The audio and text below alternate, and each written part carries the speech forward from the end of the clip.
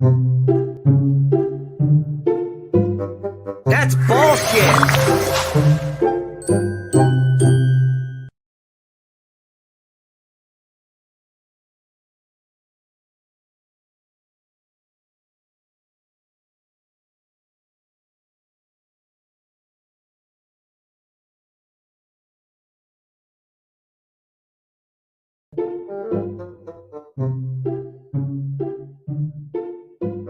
That's bullshit.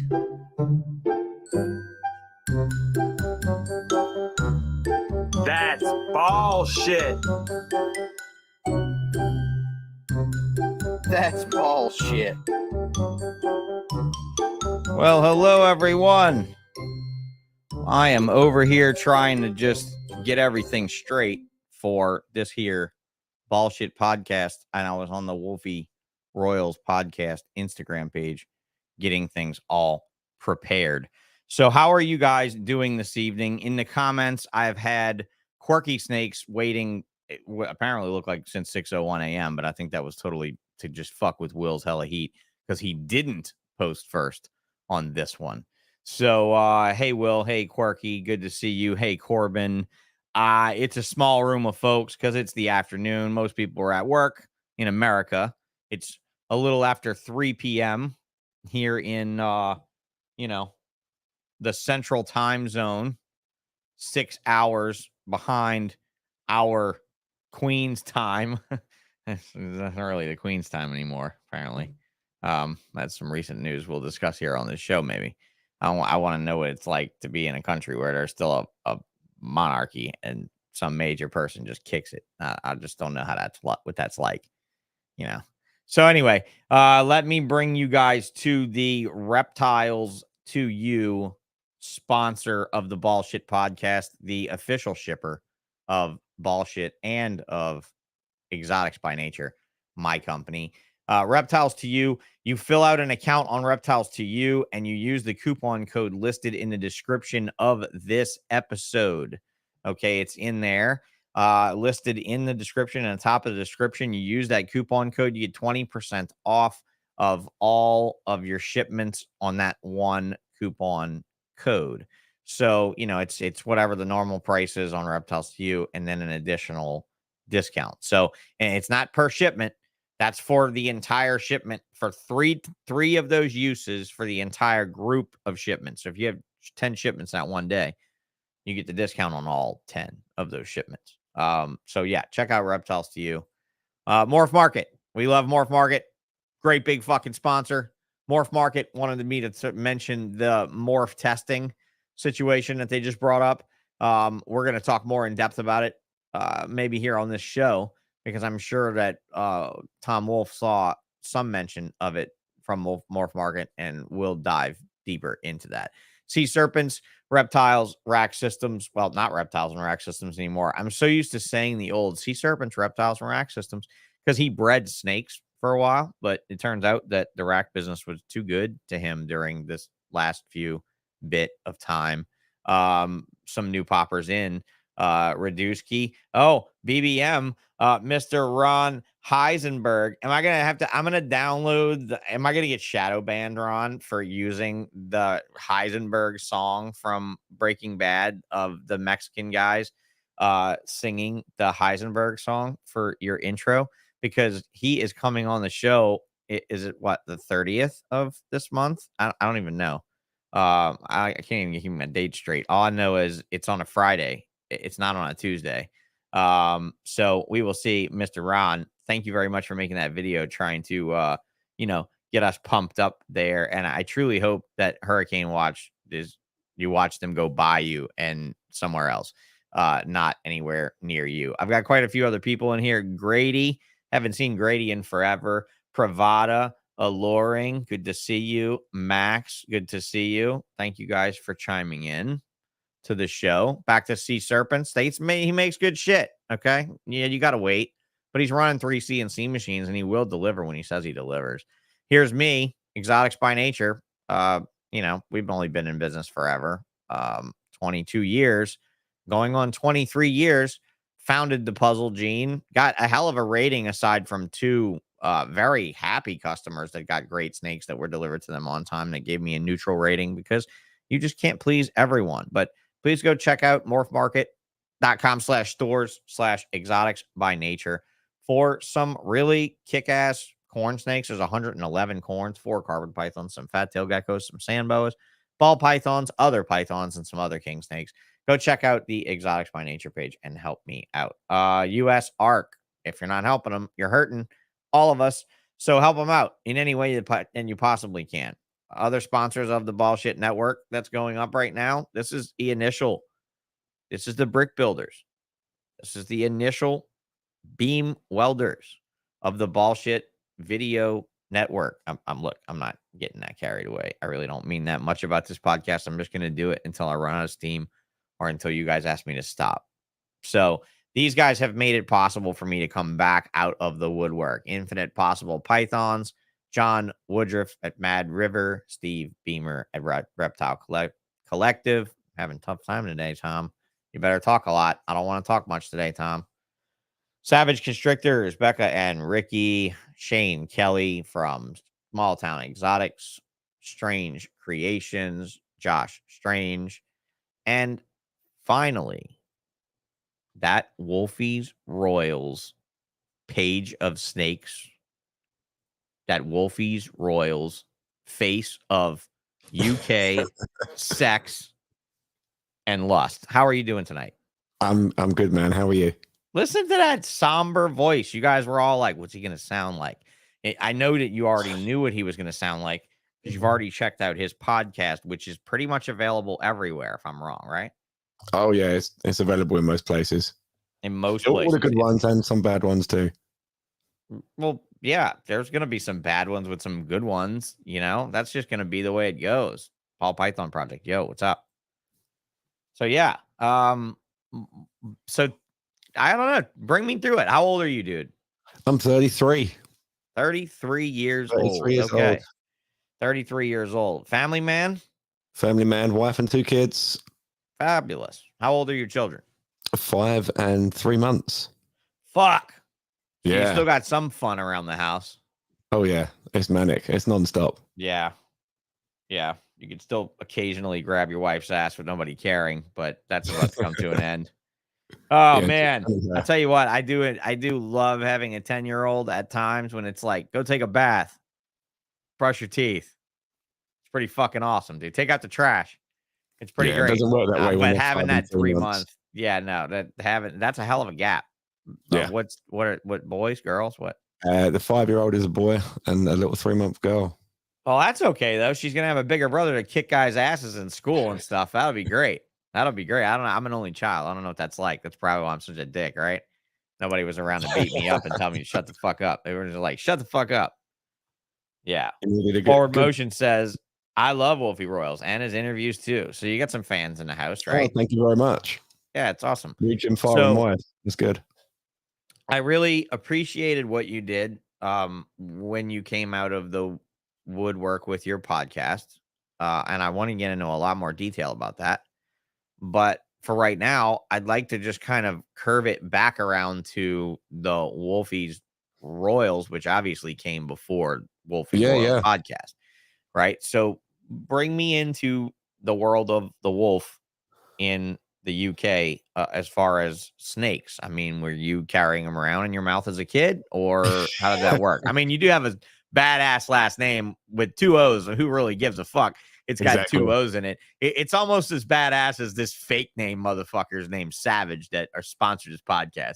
Like, I can't imagine a tattoo guy who actually has a last name is Savage. I'm like, let me guess the name of your business.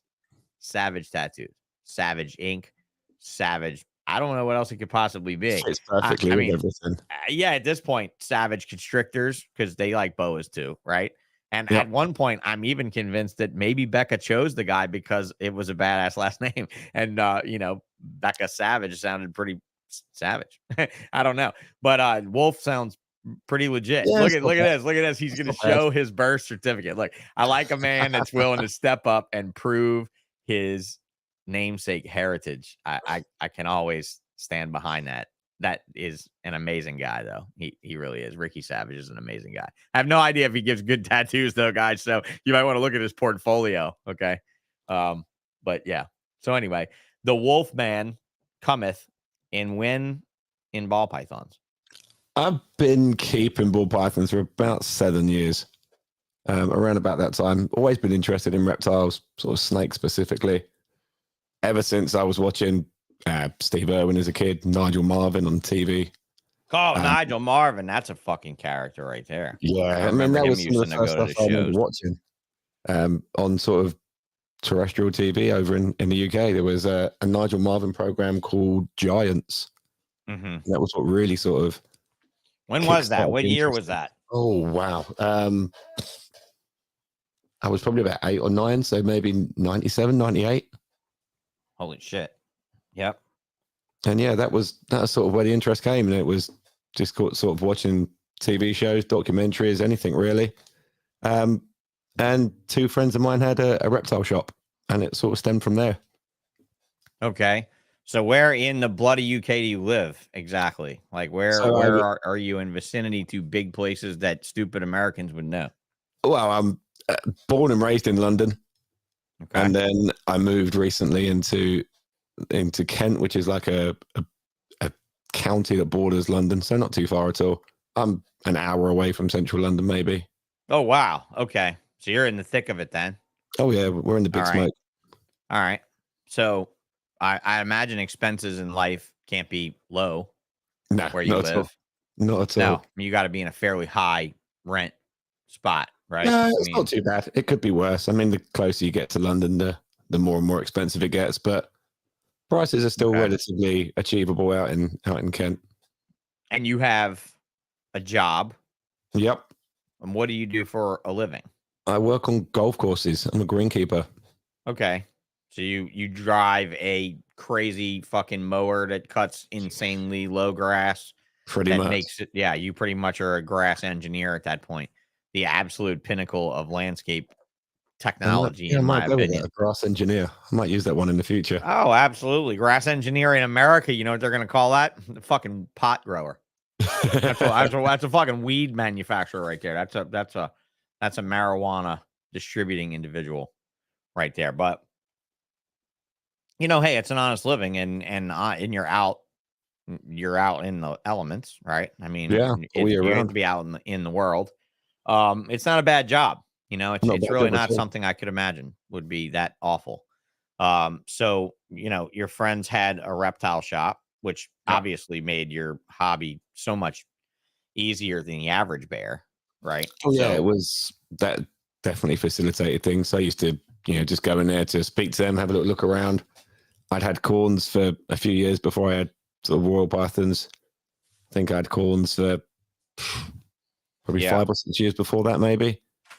Yeah, Phil Schneider said greenkeepers in PA get paid really well. I know if you got to go to school for it. Yeah, you definitely got to know some shit about keeping a golf course green, and it doesn't mean just running a mower with a really tight blade. You got to know a few things. So yeah, man, that's cool. So you got into this. Your friends that own the reptile shop enabled you with your colubrid breeding experience to step into the wonderful world of ball pythons. Just kept them. You just never bred them. Okay, you never bred them. Yeah. You just kept them. Okay, all right. So on to the world of ball pythons. When did you start like shipping and stuff like that? So give me this roadmap. What's that? That's this year. So okay, this year, because in the UK. And I'm sure that a lot more American hobbyists are more familiar now. They don't have just the FedEx and the UPS system that we have here, right? No, I mean, what do you do? Do you do animal couriers where you are? Is that how it works? Couriers. It has to be specialist reptile courier. Okay, yeah. Take me through that a little bit. You know, just tell me how that process works as a breeder in the UK. Now. Yeah, average breeder in the UK. There's a few companies now. Facebook will find you a few, and quite a few shops now are opening up their own couriers. Okay. Yeah, specifically heated vans. We don't have anything like the UPS system where we can, and FedEx, where we can get things around to other parts of the country quickly. So just anywhere, right? Yeah, Royal Mail, which is our version of FedEx, etc. They won't ship live animals. So it all has to go via courier, which has all got to be licensed by DEFRA and things like that. So, And is there any major companies doing that and supplying a lot, or is it just a few individuals with just a trucks few of their own? individuals with sort of built up businesses from it and things. So nothing crazy, nothing major like the FedExes of the USA doing it, but there's a few that are getting good traction now, and there's more and more popping up. So yeah, maybe Well, something will change in the future. That's nice, and hopefully it will help you facilitate easier deliveries, because it's so funny how easy it is to get stuff around here, but how little care our people would take over somebody like that, you know? Yeah. Like you said, heated van, like these people are specifically hired to move animals from A to B. They're not just moving whatever the fuck, wherever the fuck, and that's it, right? Yeah, And they're doing so a couple of that's it. runs a month, so they're doing like 2 or Right. 3 runs around. Phil the country a says month. England's okay if they don't have to deal with the Indianapolis hub, right? I don't like the Indy hub either. I'll be honest, I don't like the FedEx system, period. I've talked about that before. And UK is a country of PETA. They put pressures on big companies not to ship animals. That's true, because they do have keeping laws and stuff there on sizes, or at least guidelines and stuff. So how's the climate on that type of stuff as a keeper there? There's more and more sort of attention and focus on it now from the not so much PETA, but things like the World Animal Protection and the Animal Protection Agency. So WAP and APA are sort of putting a bit more of a focus on it, and the fight's been going on for years, but it's now starting to escalate a lot more. We don't really have many shows like you guys in the US do, and the one sort of the big show run by the IHS was recently sort of booted out of its location, where it's been for over sort of 20 odd years because of pressure from those sort of animal rights activists and groups and things like that. So it is hotting up a little bit, but yeah, it sounds like you guys need a UK ARC, you know? Yeah, it's been discussed. I think it's been mentioned a few times, but the group that we have over here that are supposedly like the US ARC, the FBH, which is the Federation of British Herpetologists, is so. It's not very many people. The Federation of British Herpetologists. How much private sector individuals and stuff are really involved, or it just sounds like academia? Yeah, it is. It's a very sorry, Nick Mutton. Sorry, Nick Mutton. Not to shit on academia, but I mean, at the end of the day, the common guy that's making and moving the money, he wants one thing, and only one thing only, right? Yeah, I mean, the group itself is, if you ask, 100 reptile keepers in the UK what the FBH was, I would probably bet that 80% of the people wouldn't know what it was. So know what US ARC is? Yeah. Oh, yeah. Everyone knows what US ARC is, but have you ever heard have you ever heard the word PJAC before? Nope. You never heard anybody mention the word PJAC before? Nope. Okay, and that's something that's a serious fucking problem that I hope this podcast can fix. Okay, so US ARC is the United States Association of Reptile Keepers, right? Yep. Okay, UK ARC would be the United Kingdom Association of Reptile Keepers, meaning not breeders, not academics, not, is an academic keeping? Yes, you're a keeper. It is a breeder keeping? Yep, you're a keeper, and you're a keeper.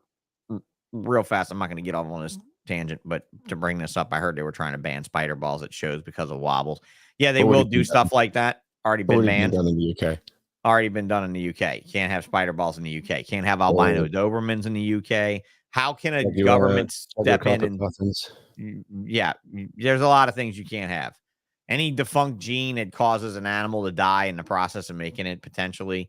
I'm sure scaleless not illegal there yet. Yep. I mean, I don't see how scaleless ball pythons are illegal. Still keeping breed spider. The governing body that run the show have just banned it from sale at the shows. Oh, okay. They just banned it for sale from the show. Yeah. Okay, it's not a government thing. It's just no, not a government thing. Choice of the actual thing. Okay, so let's boomerang back to the non-US ARC PJAC, and it's called the Pet Industry Joint Advisory Council. So that's when the reptiles section of the pet store you go to is the strongest section in the store. That if the store loses the section, the store loses its business. right? Like in Yeah. the store no longer sells dog food. It no longer sells bird food. It no longer sells cat scratching posts. It no longer sells jackets for miniature schnauzers for when it's cold outside after you shaved all the fucking hair off of them. Okay? Like they all step in and they're like, whoa, wait a minute. We don't do reptiles, but we sell dog food. And the dog food seller sells reptiles. So you're fucking with them, you're fucking with us. And that's who Zoomed, Hagen, Zilla, you've heard these names, right? Yeah. Right? That's who they donate to. Yeah, they donate to US Ark. They do. I mean, Zoomed has held US Ark up for years. Earl in the house. What's up, Lone Star? And Ren. I know she's there too. Hi, guys. Good to see you. But PJAC, I'd like to know, Earl, do you know what PJAC is? The Pet Industry Joint Advisory Council. It is PIJAC. It is just like that. And I will share it. Bullshit podcast. PIJAC. Pet Industry Joint Advisory Council.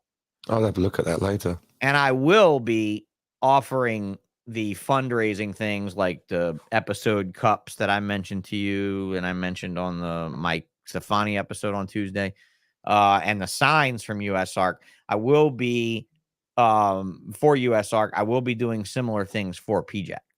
So that will be something that I would think, because they show up in Washington too. I think a lot of reptile people failed to really understand the fact that, and PJAC does have a very, very wide reach, bro, like much wider reach than US Ark. US Ark's really focused on, reptiles, right? And fighting the real truth of reptiles. Because when that bill just came up, and you heard about it, right? The USA CARES Act, everybody in the world heard about it in the industry.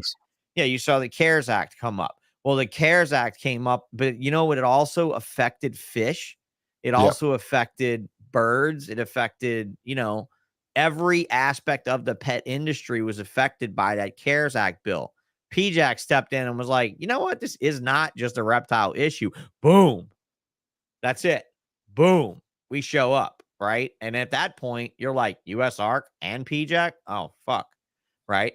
So I think that the US Ark efforts could be widened to other parts of the pet industry, and the PJAC focus could be narrowed to the most hated group of people, which is reptiles.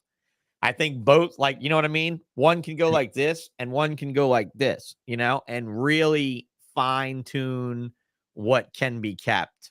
But I think it would take some sacrifices. At least you've got those bodies that are fighting for it out there, though. There's very little in terms of that over here. But there's very little in place, because ultimately we go back to infrastructure, right? So we started by saying there was no infrastructure, and Pet Advocacy Network just saw it on the site. They must have changed it. Well, and maybe they did. And maybe pet advocacy works, but it does work because it's not animal advocacy, right? It's pet advocacy. So it automatically insinuates that you're keeping it. Yeah. Does that make sense? Am I right? Yeah, it can be so examined. Like, are you advocating for the pet or you're advocating for the owner of the pet? Because that's where you draw the line, right? I don't know. It's really crazy. So, yeah, Peter in the house from Moscow through other weird channels because he's just fucking weird and he just wants to be weird. So, hey, Pete, good to see you. You see, I brought Ron to the table for you. So, don't shut the fuck up. I'm not saying shut the fuck up. I love your patronage, but at the same time, it's a little much sometimes. So, yeah, I wish to see more organization, but do you think that more infrastructure in your industry there would aid in that? Like, what has to come first? Obviously, the chicken or the egg. So, Yeah, it's a hard one.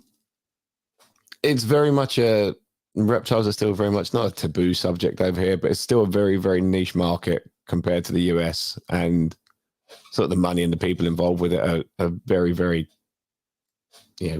completely different.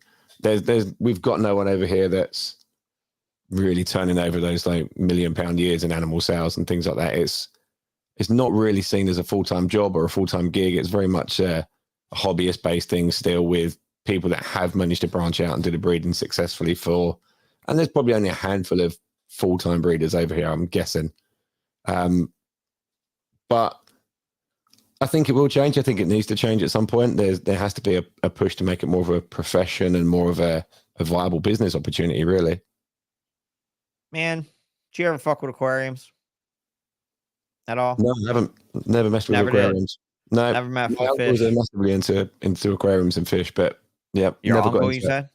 Yeah, both of them really into their aquariums. Like how into it? Like deep, like fucking everything, like the vision behind you of rack systems of aquariums and shit? It's been years since I was around there. They had, big marine tanks built into the walls and things. Oh, okay. Oh, so they have bigger show tanks. Okay. All right. Well, Yeah, I they was have just big show driving at tanks the fact in that the house. Europe, the UK, especially the Netherlands, Germany, have led the aquatic market in innovation and technology and keeping abilities for fucking a century. And your reptiles are just fucking as far as a Oh, yeah. market's concerned. But Yeah, let's go there's back to loads of this plastic question. shops. Is Tom inside the UK dealing with Brexit? What is this? Brexit. So it was when the UK left the EU. The EU, when you detached and stayed in the pound? Yeah, well, that was years ago. That was the turn to the euro. But within the last sort of 3-4 years, Oh, there's yeah, you're right. Right. the European Union. It was called the EU. It was like an open trade market, basically. So affect anything exporting to the US hasn't really changed anything. Exporting and What importing about into within? Europe. Yeah, what about within completely Europe? changed. Yeah, so everything's now got to be CITES registered. So permits to ship and everything. Which, before was free trade into Europe. So you could go to the ham show, pick up stuff, bring it back, and that was it. You didn't have to declare anything at borders or anything like that, as long as it was CITES Appendix 2, I think was allowed to come in without any paperwork. Right. But yeah, now, Will. So in other words, is basically that it took the UK and made it into its own sovereign unit. So anytime that the sovereign unit ships out a CITES animal, then it has to be paperwork approved on both sides. So yeah, it would never affect the difference in the US because it always needed to be. It was never free trade between us and the UK. However, it was free trade within the UK and the rest of Europe, and now it's not. So, and honestly, I don't keep up on that anymore because somebody's going to watch this and inevitably be butthurt about it. I had a lot of great European customers, and almost all of my awful customers are European customers. So, like, my nightmares are European customers. My long time, like, hunters of coming back to reviews 4 years later and trashing pages, just being butthurt over some little thing that wasn't even really my fault. And ultimately, it always had to come down to transit, bro. It always came down to fucking transit. Okay. So I truly, I think that the European Union, the UK situation in general will never be straight until you guys get a logistical solution in place that obviously I don't understand how it hasn't happened now. Like, I don't understand how FedEx hasn't gone there and been like, let's just spend like fucking $500 billion and built an infrastructure for these fucking people, because Amazon alone would possibly be fine from it, But otherwise, I'm sure Amazon has its own delivery service there, right? Or Amazon Prime have got their own delivery service. Yeah, they deliver there. Third party out too, but right. Man, it's just so sad. It's so sad that it's come this long, bro. I exported my first ball pythons to the UK in probably like 2005. Yeah, nothing's really changed. 2006. And you got nothing. I mean, what in the actual fuck? I hope your generation can really, the newer keeper generation, with the help of Morph Market and some more centralized, here we are in the world with, like, if you're a fan of crypto and all that kind of shit, trying to decentralize money and decentralize banking and all this type of stuff. I think we need to centralize this, if that makes sense. Someone needs to take control of it and sort of give it a bit of backing. Man, it's so sad, man, because, like, you have some insane chain pet stores throughout Europe that do very well with exotic animals. You have like fish stores galore. I mean, Yeah. the best fish stores are probably in people's houses, though, in the Netherlands, probably from what I've seen on YouTube tours of the world. But, you know, I mean, as far as like the advancements of the hobby, isn't that weird? Yeah, I mean, I can within Like probably a poison dart 5 frogs, bro. You had people breeding silver stone eyes and all kind of crazy species in the UK and in Europe. Nobody here. No. Everybody here, but importing them $500, $600, $700 a piece. Nobody here giving a fuck Crazy. about them, really. And then having something like a ball python market or a corn snake market or a leopard gecko market. You know what I mean? Like, I want to get a Japanese guy on this show to tell me about the Japanese marketplace because, like, all I could do is get Steve Sykes from, you know, Geckos on the West Coast to come because he goes to like every Japanese show. Oh, wow. And, you know, I mean, he does extremely well over there. But really to like understand the foreign economy, because again, you really are incredibly limited by your logistics. Massively. I mean, within probably a 5-mile radius, I can probably get to 3 or 4 aquatic shops. There's not a reptile shop in that radius. Nothing at all. 3 or 4 aquatic shops. You can't get to a reptile shop. There are aquatic only shops in Louisiana, in the state that I live in. There is probably 7 aquarium only stores. There's not 1 reptile only store. Since I closed mine in 2010, not 1 reptile only store has opened up here because it's kind of behind the times as well. But I mean, you would think that there is more to it. So anyway, we can move on from that. So let's go hook back around to this here podcast thing. Or wait, one more thing. Since we're talking about, since we started on shipping and kind of went into a little bit more about business in the UK, rack systems behind you. That was always another thing, because you got to remember, I remember when the first knucklehead tried to import racks from here to there to try to make money, and it just wasn't cost effective to do. Not cost effective at all. No. So now I had the thing of, man, it's going to be really cool to see what these guys come up with for rack systems. So, like, you see all of these American shows. You see all of these you got to watch Justin Kabilka and Ozzy and all of these American guys pulling out all these ARS tubs and Freedom Breeder tubs. So what's life like over there? Limited. Those racks behind me there. Notice he pointed with his middle finger first. I noticed that first. I noticed that first. he started to point with his middle finger first, and I picked up on that. But okay, I get it. I get the jealousy. It's fine. It's fine. They're built. They're made by a company called JVK. They're the closest to sort of the Freedom Breeder ARS sort of cages. I see they're not making their own tubs, though, all fancy for you guys, though, right? No, they are. They're Vision tubs. They do them with Freedom Breeder tubs as well. Oh, they do? Oh, great. Yeah, they're doing with Freedom Breeders as well. So you are having the luxury of bowl holders and stuff if you're... Yeah, they're coming in. More people have sort of turned to the Freedom Breeder tubs as well. A lot of people are looking at like LP racks and things like that from Europe. They were obviously very viable and pretty affordable before Brexit come in, and now you're paying import tax and customs and stuff and a lot of things, so price isn't so noticeable and achievable. Yeah, what's the VAT taxes there? 20%. 20%. So it's $2,000 on every 10 on everything. Exactly. $2,000 on 10 ain't pretty, folks, when you're buying Freedom Breeder racks. And that's with everything. That's animals coming in as well. People forget that. Shipping from the States, they buy a $10,000 animal. You still got to pay 20% on that coming in as well. Yeah, I was always blown away, man, by the clients over there. I really thought it was great that they jumped on the bandwagon like they did, but I was hoping the market would be strong and there. So how do you feel about the market? Is it hoorah and move forward, or is it dial back and wait? Or what's going on with the world? So the COVID stage and sort of upon Brexit and everything going to be costing more from Europe, the UK market got quite a bit stronger because people realised that shipping from Europe wasn't so viable, and you couldn't go to Ham and Houghton and pick animals up cheap and bring them back on the fly. So you did see a rise in the prices, and it was a lot more comparable with not in line with the US prices, but getting towards those prices for things. Now it's plateaued a little bit. It's a little bit quiet.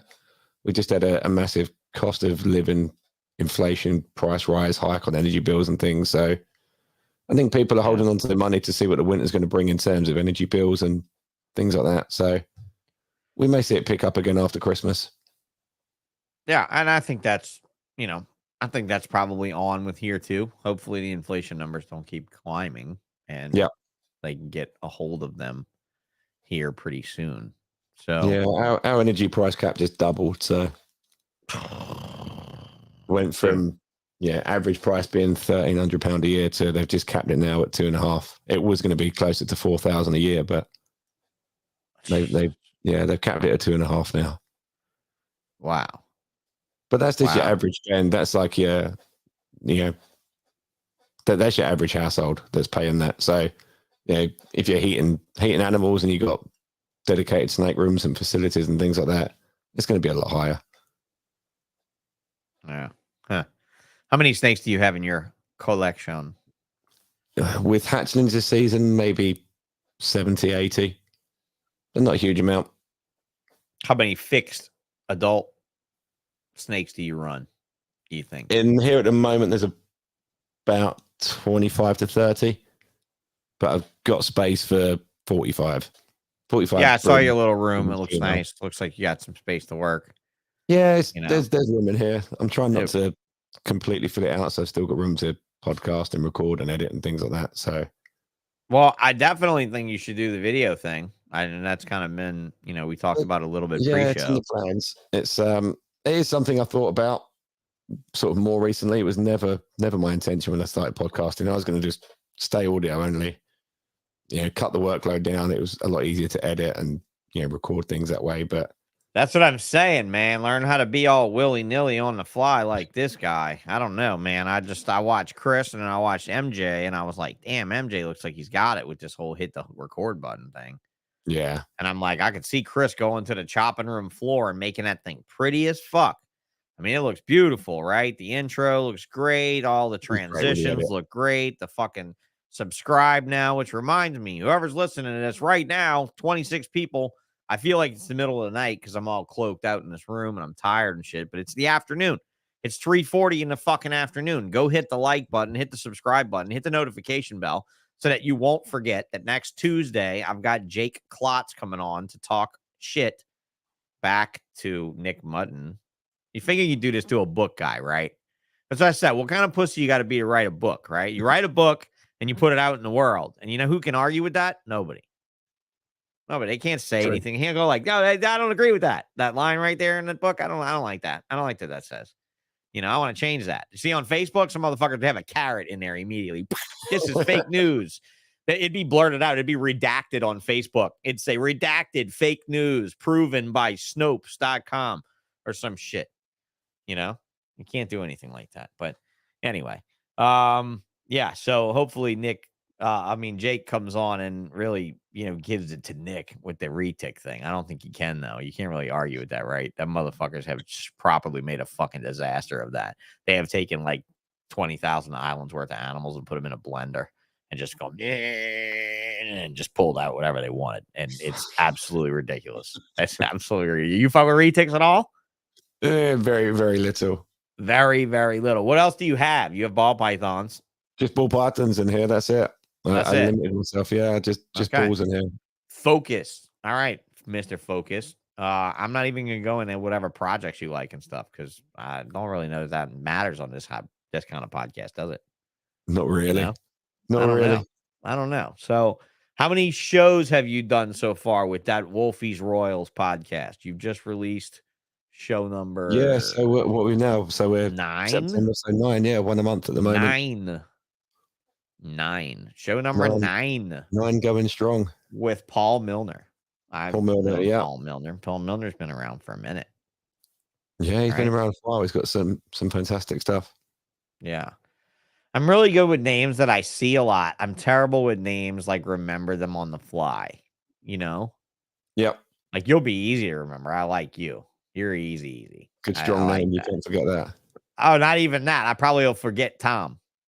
But Woolfie won't I won't forget that, and Woolfie will work. So I rolled through here. You got the baby repping the shirt. There's the baby, yeah, repping the Love baby that. girl there. Looking wonderful. Congratulations on your little girl. Thank you very much, man. With basically the female version. Is that her name? Eden, how do you pronounce her name? Eden. Oh, Eden. Okay. The garden. Oh, I was looking at where the merch was from. Eden's her name. The merch was from Sion. Oh, Sean. Right. There you go. Here, a lot of women will say it's Sion because that's how people pronounce it, but that's the female spelling of Sean. Here I get seen.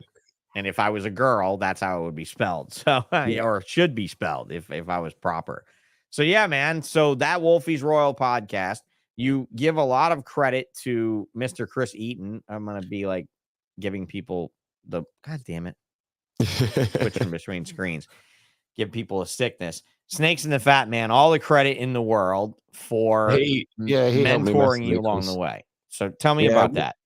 I bugged him relentlessly.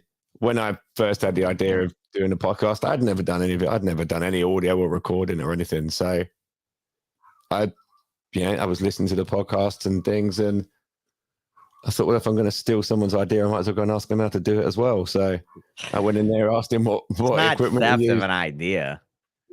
Yeah, I stole it from Reptile Radio. He stole it from me. You stole it from him. Yeah. I'm 2 thefts ago. You're welcome. You're welcome. 2 thefts ago. And really all that was wanting to do the best possible production right from the start, right? I'm a bit of a perfectionist. I hate doing things twice. If I'm going to buy something, I want to go out and buy the best and not have to worry about it in 5 years' time. Fuck, don't ever start with aquariums, bro. You'll fucking go broke. You'll start with the absolute best. It'll kill you, but you'll have amazing stuff.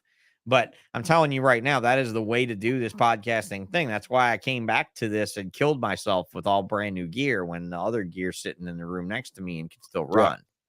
I wanted to sound current. I wanted to sound new. I wanted to sound different. And at the same time, I still wanted to sound great. So you went out, you bought a Rodecaster Pro. Rodecaster Pro, yeah. Yeah. I think you probably on there somewhere. Photos of it on here somewhere, right? Yeah. Bought you a Rodecaster Pro 1. I've got a Pro 1 at home. I've got a Pro 2 here because I was setting up 2 studios when the 2 came out. I like the 2 better because it'll run this fancy microphone with no booster. You can run. Okay. You did post a lot of shit. That's good. I love to see all your postings. Anyway, I don't even have to dig back much further than this. We can go through these. But yeah, it's definitely something to, if you upgrade and you ever want to buy these Shure SM7Bs, it's more cost effective to just buy the 2 because you don't need a cloud lifter on them at all. And you need a cloud lifter for them on yours. Now, John Feely and I are supposed to do that ABC's a Ball Python show. We're supposed to record the introductory episode next week, but he and I have had so many shows, and with this week being a show for me, and I'm going to set up for today, and next week being a show for him, the NARBC Arlington show, I hope it will be next week. I hope we can record something, or at least this coming week. And at that point, we can see what we can do. But he went your route, and he bought. I told him, I said, look, dude, what Woolfie did. I said, go listen to his podcast. Because he was like, I want an SM7B. And I was like, don't buy an SM7B. They're a lot of money. A $400 microphone. Yeah. When you could buy 4 of that motherfucker right there in front of you for the same price as the Rode mics. Work perfectly with a Rodecaster as well. Preset dials for them. Plug them in and go. I do. Now, the seller for the Rodecaster Pro 2 board is that it'll work with this microphone without that extra $100 and something cloud lifter insert in the middle, and that's whatever. But John bought the Pro 2 and he bought the Rode pod mic like you've got there, and he sounds great. It sounds wonderful, and I can't wait to get started on it. So I'm glad that the opportunity was afforded to you by technology now that you were able to buy a $100 microphone and a $600 board to do the same podcast that I did for fucking $3,000, $2,000 in 2015. Yeah, but it's like the one board you have takes place of literally 3 pieces of equipment and an iPad and a computer you don't have to have it hooked to. Yeah. Yeah, That's record crazy. your own USB card, and that's it. You're good to go.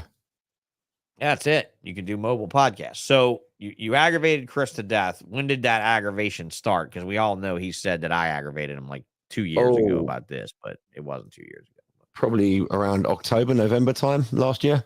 Oh shit! So it was about the time I started aggravating him, and you've been doing shows way longer than me.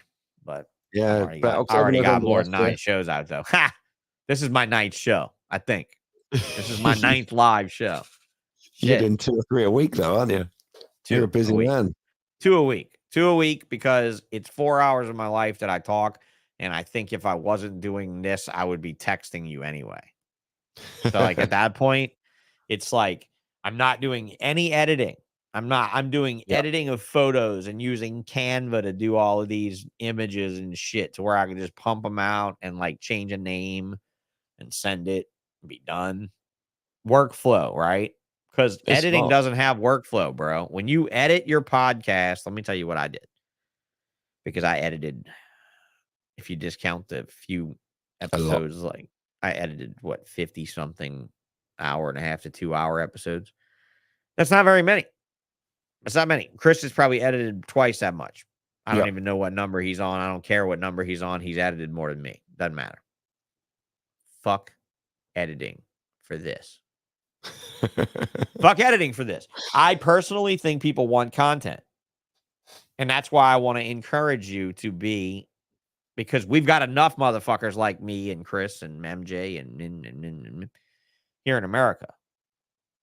Be that guy for the UK. Get your face out there. Because you know what? They're going to hear your voice and they're going to look you up and they're going to find out what you look like. And they're going to stop you at the shows and you're not going to see anything anyway. Ask Miguel. Yeah.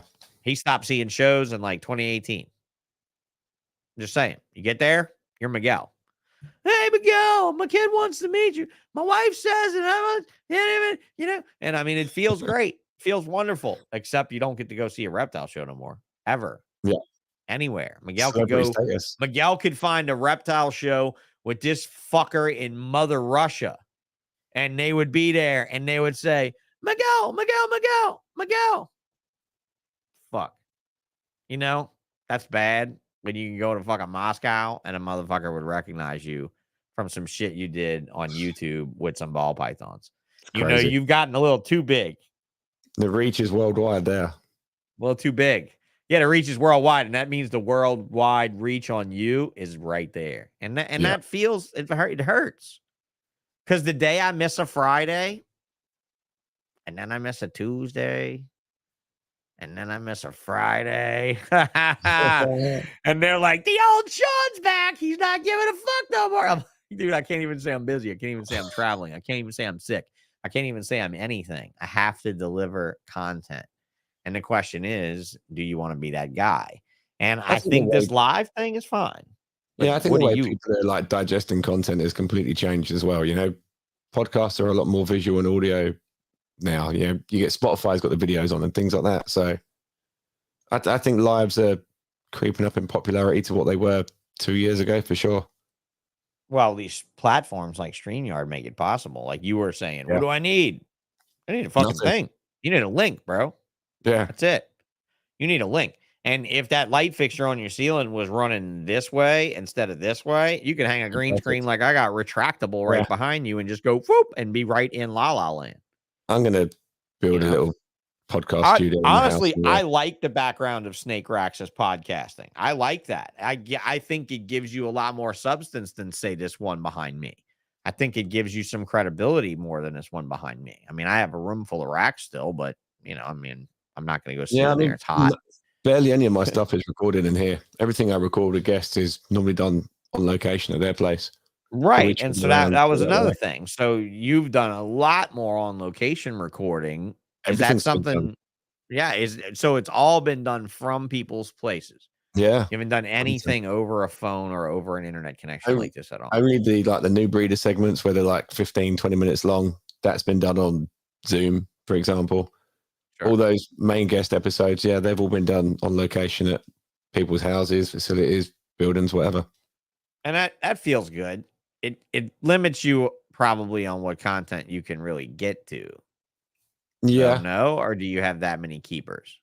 near you, or within driving distance where you're comfortable with your money spent going over? Yeah, I mean, it's not too bad. Sponsorship has helped sort of alleviate some of those costs. So it's not been too bad at all. And driving from, length to length for the UK really isn't that far. We're not a big island nation at all. So no, most places are within sort of 4 or 5 hours driving, which is, pretty much nothing for you guys over in the US. Yeah, I would say so, but I wouldn't find myself.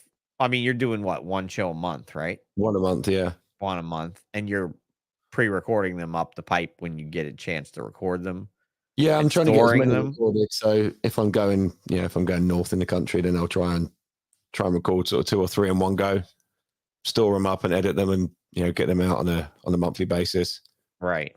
But yeah, sometimes I'm recording month to month. It's just how I've planned it and sort of how the time's sort of slotted in. And you started them what, January? January, yeah. Yeah, goes all the way back there. So yeah, guys, I think you guys should listen to the show. I think he's got a lot of cool things to say on there. I think you definitely got some guests on there that I think are worth hearing. You announce it all on your Instagram page and all that type of stuff each time. And yeah, so when you edit them, do you find yourself being really heavy-handed on the edit or what? Because it was funky at first. Like the first episode was the first time I'd edited anything. Like any piece of audio, that was the first episode that I just ran with. It took a while, and I'm not gonna lie, it took me a week or so to get used to the functions, and I still don't know all the functions on. I mean, more than nitpickiness of ums and pauses, and sometimes I'll try because I'm a fucking perfectionist for being a slob in a wheelchair.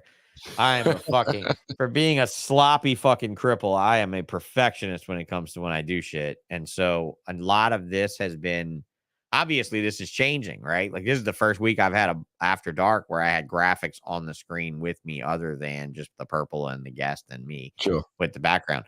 But it's like, I'm trying to do more to try to find my fit. And I'm feeling like NASCAR right now. That's where I'm going with it, right? Like slap another sticker on my back, Sarge. I could use another $5, and honestly, I think that's my trajectory at this point is the NASCAR of reptile podcasting, because it's just like literally slap another sponsor on my back type of thing. But people keep asking, and I mean, I don't want to dilute the people that are here, but at the same time, the price I offered was very low.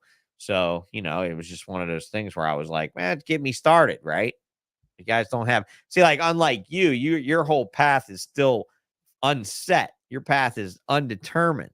All right, Woolfie, you haven't run your stride yet. If I'm going to give a wolf comparison, you're just getting up to a run, right?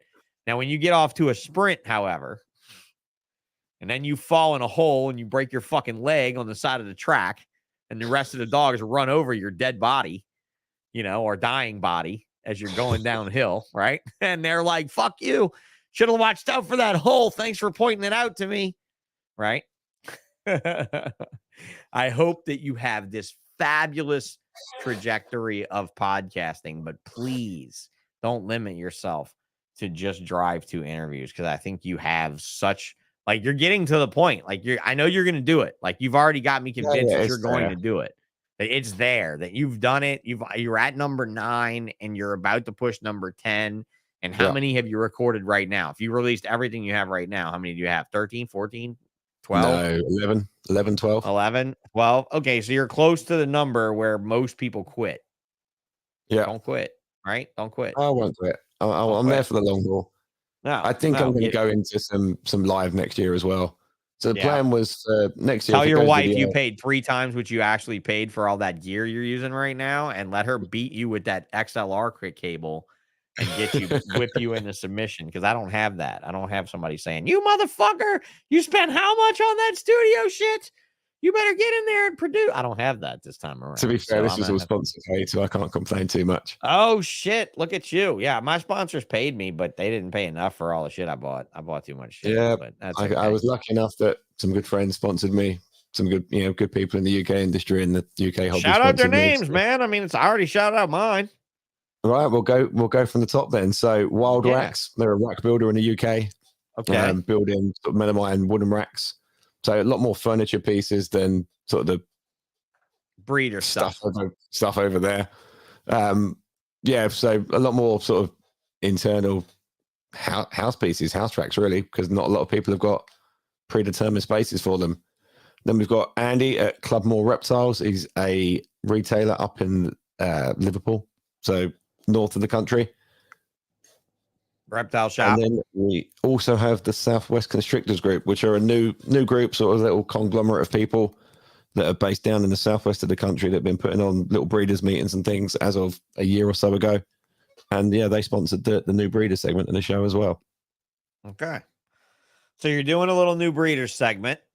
Yeah. You know, your own 15 minutes of lame, if you will. Yeah. Which is great. I think it's good to do that. I mean, I'm certainly going to bring some younger, in time spent in the hobby, younger hobbyists to the bullshit stage to try to, more or less see where they're sitting, But how much of the older bullshit stuff have you listened to? Have you listened to any of it?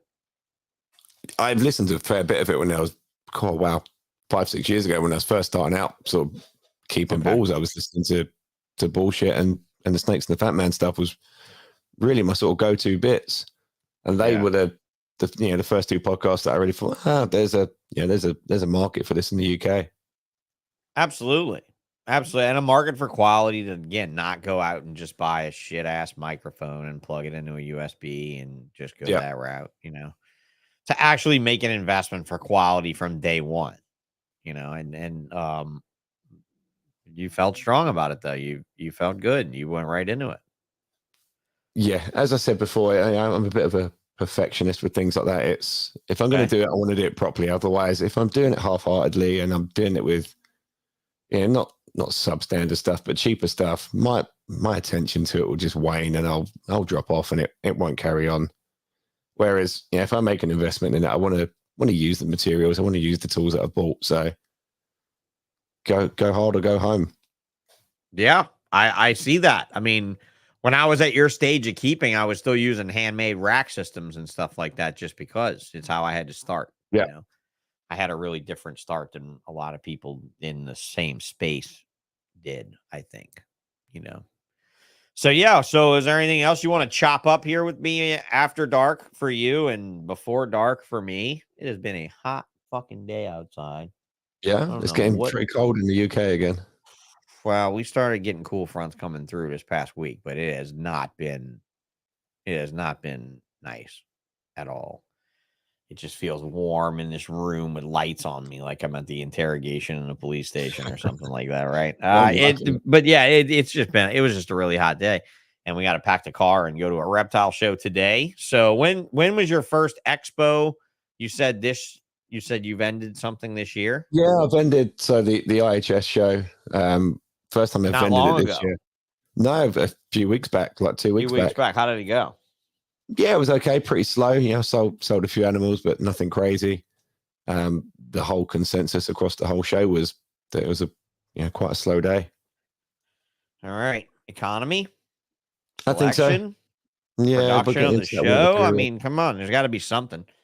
Like I hate that vendors target promoters when economy issues come in. I mean, I think that's a really bum deal.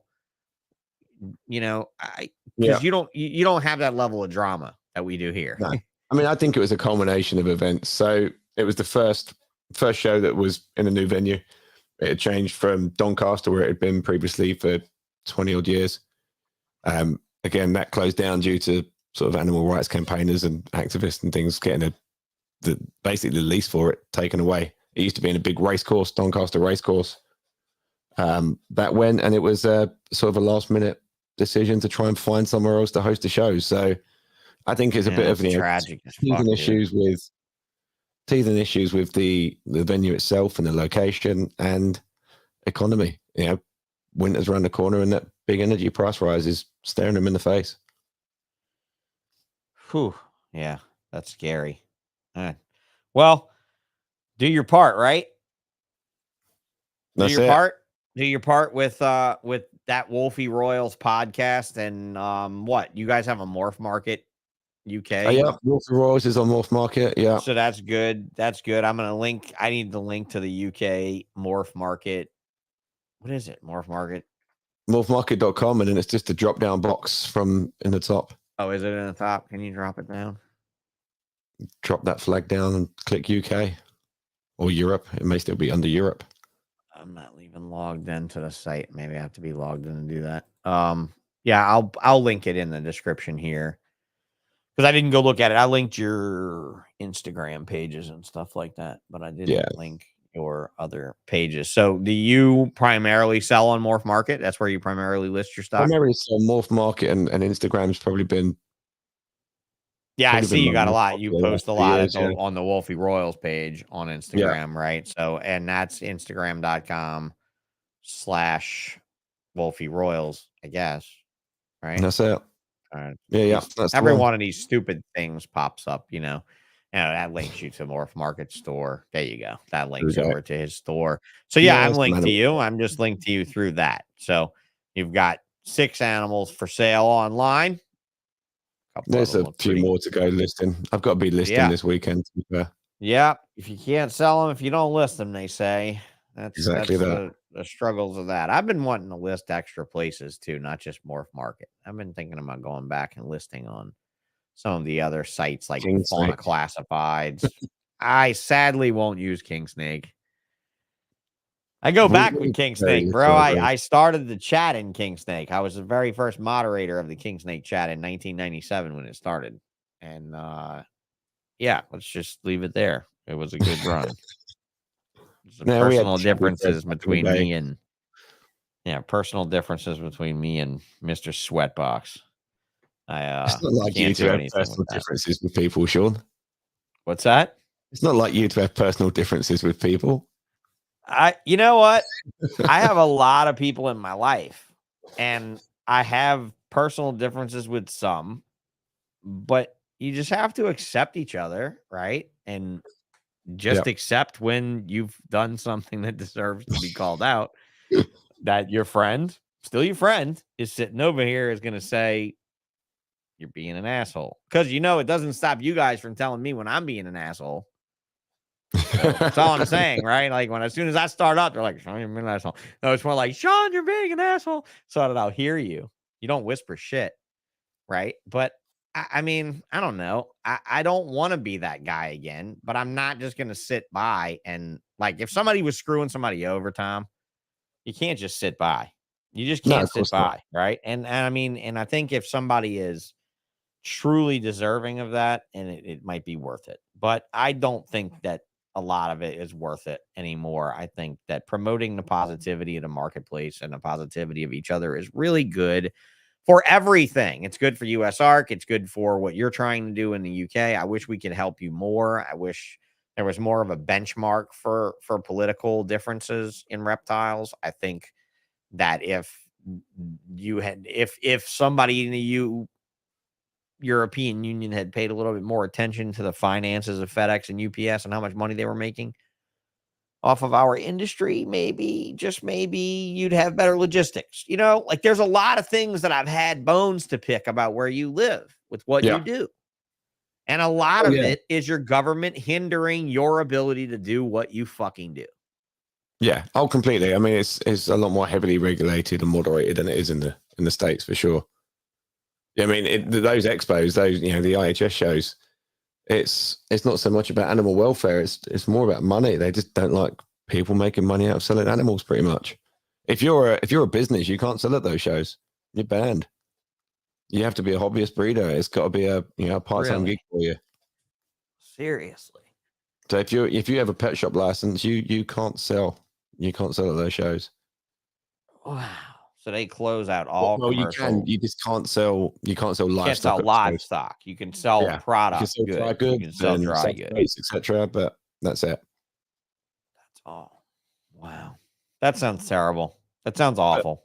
But the show's got evicted from their last place, and it was under the guise of animal rights and stuff. But it wasn't. It was tax. They was just after the money and the illegal trading of these animals that there was no illegal trading, but they went after certain individuals for the amount of money they'd made from selling these animals, and they should be classed as a pet shop. And if they were a pet shop, then they were selling livestock at these shows legally, and that was what they got shut down for. Jesus. It was nothing That's to do with insane. animal rights. Yeah, the venue itself and the Sounds like you got a responsibility. yeah. Well, there's You an kinda do. episode back on the podcast with a guy called Chris Newman, who was heavily involved with the FBH. He was the chairman of the FBH for quite a few years, quite a number of years. Which And number was that? it was between 5 and 6. I think it was a really sort of impromptu ad hoc episode. It was chucked in. Got it. Okay. But it yeah, is. that was when it all sort of went down. Yeah, this is where you If you mentioned want it. to, if you want to understand more April about 21st. April, yeah, so between 4 and 5. So yeah, if you want to understand more about the situation that was, or still is going on in the UK, go and listen to that. That will give you a lot of insight and a lot of knowledge as to what the real issues were and who the real issues were. Right. So now, Gavin's in the UK, right? Balls to you. Gavin's in the UK. Yeah. Yep. Yeah. Yeah. He was on the podcast years ago. Apparently, he's going to Tinley. Okay. Yeah. It's just I always enjoyed talking to him, and glad to see that he was still around. I'm going to try and get over to Arlington in February. That sounds cool. That sounds cool. I'll definitely hit it up if you go, for sure. There's your little snake room. Yeah. Looks That's functional. my little humble abode. Yeah. That's your spot you're sitting in right now. See where Absolutely. you're at. With a squeaky chair. That still needs to go. Oh man, ain't nothing wrong with that. It adds ambiance at this point. At this point, look, man. I mean, look, I'm not bullshit 2015. If this was pre-recorded, I'd go back and find every time that chair squeaked and print it, and then go back and remove it and be an asshole when your voice sounded weird around it and try to fix that and make it archival quality. And it doesn't need to be. It doesn't need to be. No. I've seen what's been praised since I stopped, and I'm not talking about Chris because he's got his production qualities up, and MJ's production quality is good. But I've seen some shit that's been eaten up since I stopped, and it doesn't seem like it's all that matter. It doesn't matter all that much, right? People want the content. They want to hear for guys like you, And yeah, there you go. 28 people watching and only 10 likes. What the fuck is everybody doing? They're not liking the episode because they don't understand. They're like, but I like it. They sit there and they're like, I do like it. That's what they do. Oh, yeah, I do. I do. They sit there and they nod. They're like, yeah, I love it. But no, go hit the fucking button. Hit the fucking button. Is Gavin coming in? Oh, are you coming to Arlington with Gavin in February? Is Gavin coming? Coming over with Scott Wilkinson. I know Elle knows Scott. Okay. Yeah, of course. Yeah, Scott Wilkinson's been a name in this industry for decades. Yeah, good friend of mine, Scott. He's the one that I'm doing the US import and export with. So he's handling all the paperwork. He's too lazy to do the messaging and the booking, so that's down to me. Oh, so you're actually doing the show as a breeder doing the show? Well, no, we're doing an import and an export with some just for sales generally. Anyone looking to import anything from the States and send anything over to the States. Oh, but yeah, I'm hoping to get over. Look, man, I mean, I think you could fund trips moving animals if you do it very carefully and legally and don't get wrapped up like a couple of our friends have gotten wrapped up over the years. Yeah, It's something to seriously consider, Oh, yeah, it's at 17, but you got to refresh your stream. But still, go click it. Go click it anyway, fucks. Assholes. Yeah, where's Kike to come on the screen and be like, shake the fuckers, make them click the button, make them click the button. And I'm like, you don't even have 1,000 subscribers yet. Why do I give a fuck about the button? But it is what it is. I'm trying because that's YouTube, right? They won't let you make $1 off of this thing until you get to 1,000 subscribers and 4,000 watch hours. 4,000 hours, yeah. 4,000 hours is easy, bro. I could talk for fucking 8 million hours, and y'all download it at least twice to try to saw through it for some bit of information. So. I'm fine with that. I know for a fact we can. We're already like at 1,500 or more watch hours now. I mean, I'm pretty sure I'll have watch hours before I'll have subscribers at this rate. I'll beat the watch hours before I beat the subscribership. But I really think the 2 show a week thing. I'm sorry. Does the lives count as watch hours or not? Oh yeah. I'm pretty sure. Yeah, I'm pretty sure they counted in as watch hours. Ooh, look, you've been invited out to the Lone Star Reptiles party. Thank you There very you go. much. Officially invited by Ren and Earl Jones. If I can make it, I will. Yeah, if I can make the trip, I'll definitely If take they you up on that. cater a barbecue, you better make it, because that Yeah. motherfucker can eat right there. That motherfucker knows where good barbecue is. Yeah, I've heard so stories. the weather has not cooperated on the US Arc Science Quirky, so I did one better. I went and bought, and the final part landed yesterday. I went and bought an airbrush setup so I could airbrush indoors. So I'm making a paint booth inside where I can just airbrush the signs, because I do so many fine letters and shit on that type of machine that I think an airbrush is the way to go anyway. So it looks like the signs are going to be able to be airbrushed out, and I can just base coat them, just spray them like this, let it dry, spray them like this. And I can do them. I think I'm going to turn the old ball python incubator room into a little spray booth sort of things, because I'm never going to incubate enough ball pythons to need an 8-foot by 12-foot room ever again. Wow. That room used to fill up though, Woolfie. I mean, it used to 300, 200 and something clutches, 300 and something clutches a year. Used to fill those shelves pretty nicely in that room, but I always like to work in there. And in my defense, I didn't have a choice of how big of a room to build. It was between two beams, and I had to make it 8 by 12. I had no option. Yeah. It was either no incubator room or an 8 by 12 incubator. Or that's a lie. It was either a 3-foot by 8-foot incubator or an 8-foot by 12-foot incubator. I was like, fuck it. Make it 8 by 12. And then 4 or 5 people can walk in here with me. I didn't anticipate I'd be in a wheelchair, but I was glad I built an 8 by 12 room when I was in a fucking wheelchair, because then I could. Because 8 by 3 weren't going to work in that wheelchair. No, not with racks on the walls and a heater in the middle. No, I'd had to move shit out of my way to get in the room, and it would have been good. It would have been good. It wouldn't have been fun at all. But, I mean, in hindsight, I didn't mind it so much, and it's now a very well insulated room. So I can do a lot of cool shit, like spray paint those fucking signs, because I can't even put a buy it now button up because I don't want to, because I don't want to have a bunch of pissed off people at me because I don't have anything yet. I got the shipping worked out, got the boxes worked out, got everything worked out, but the painting is a problem, because it has, in Louisiana, it's been raining here. The last 3 days, it hasn't rained at all. And I painted like a bunch of signs, but it's been raining here almost every day for 2 months at this property. So I can't do shit. I can't do anything, and spray paint is massively wasteful too.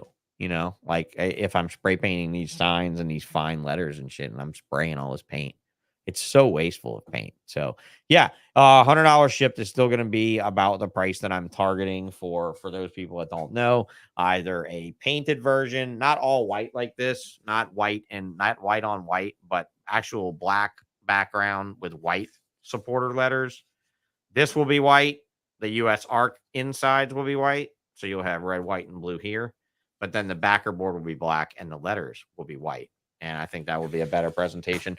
Or you're going to have the option of birch stained models like this guy right here, like the one Chris Eaton has.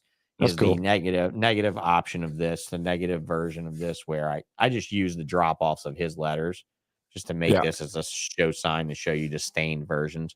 And they're pretty, and it whatever.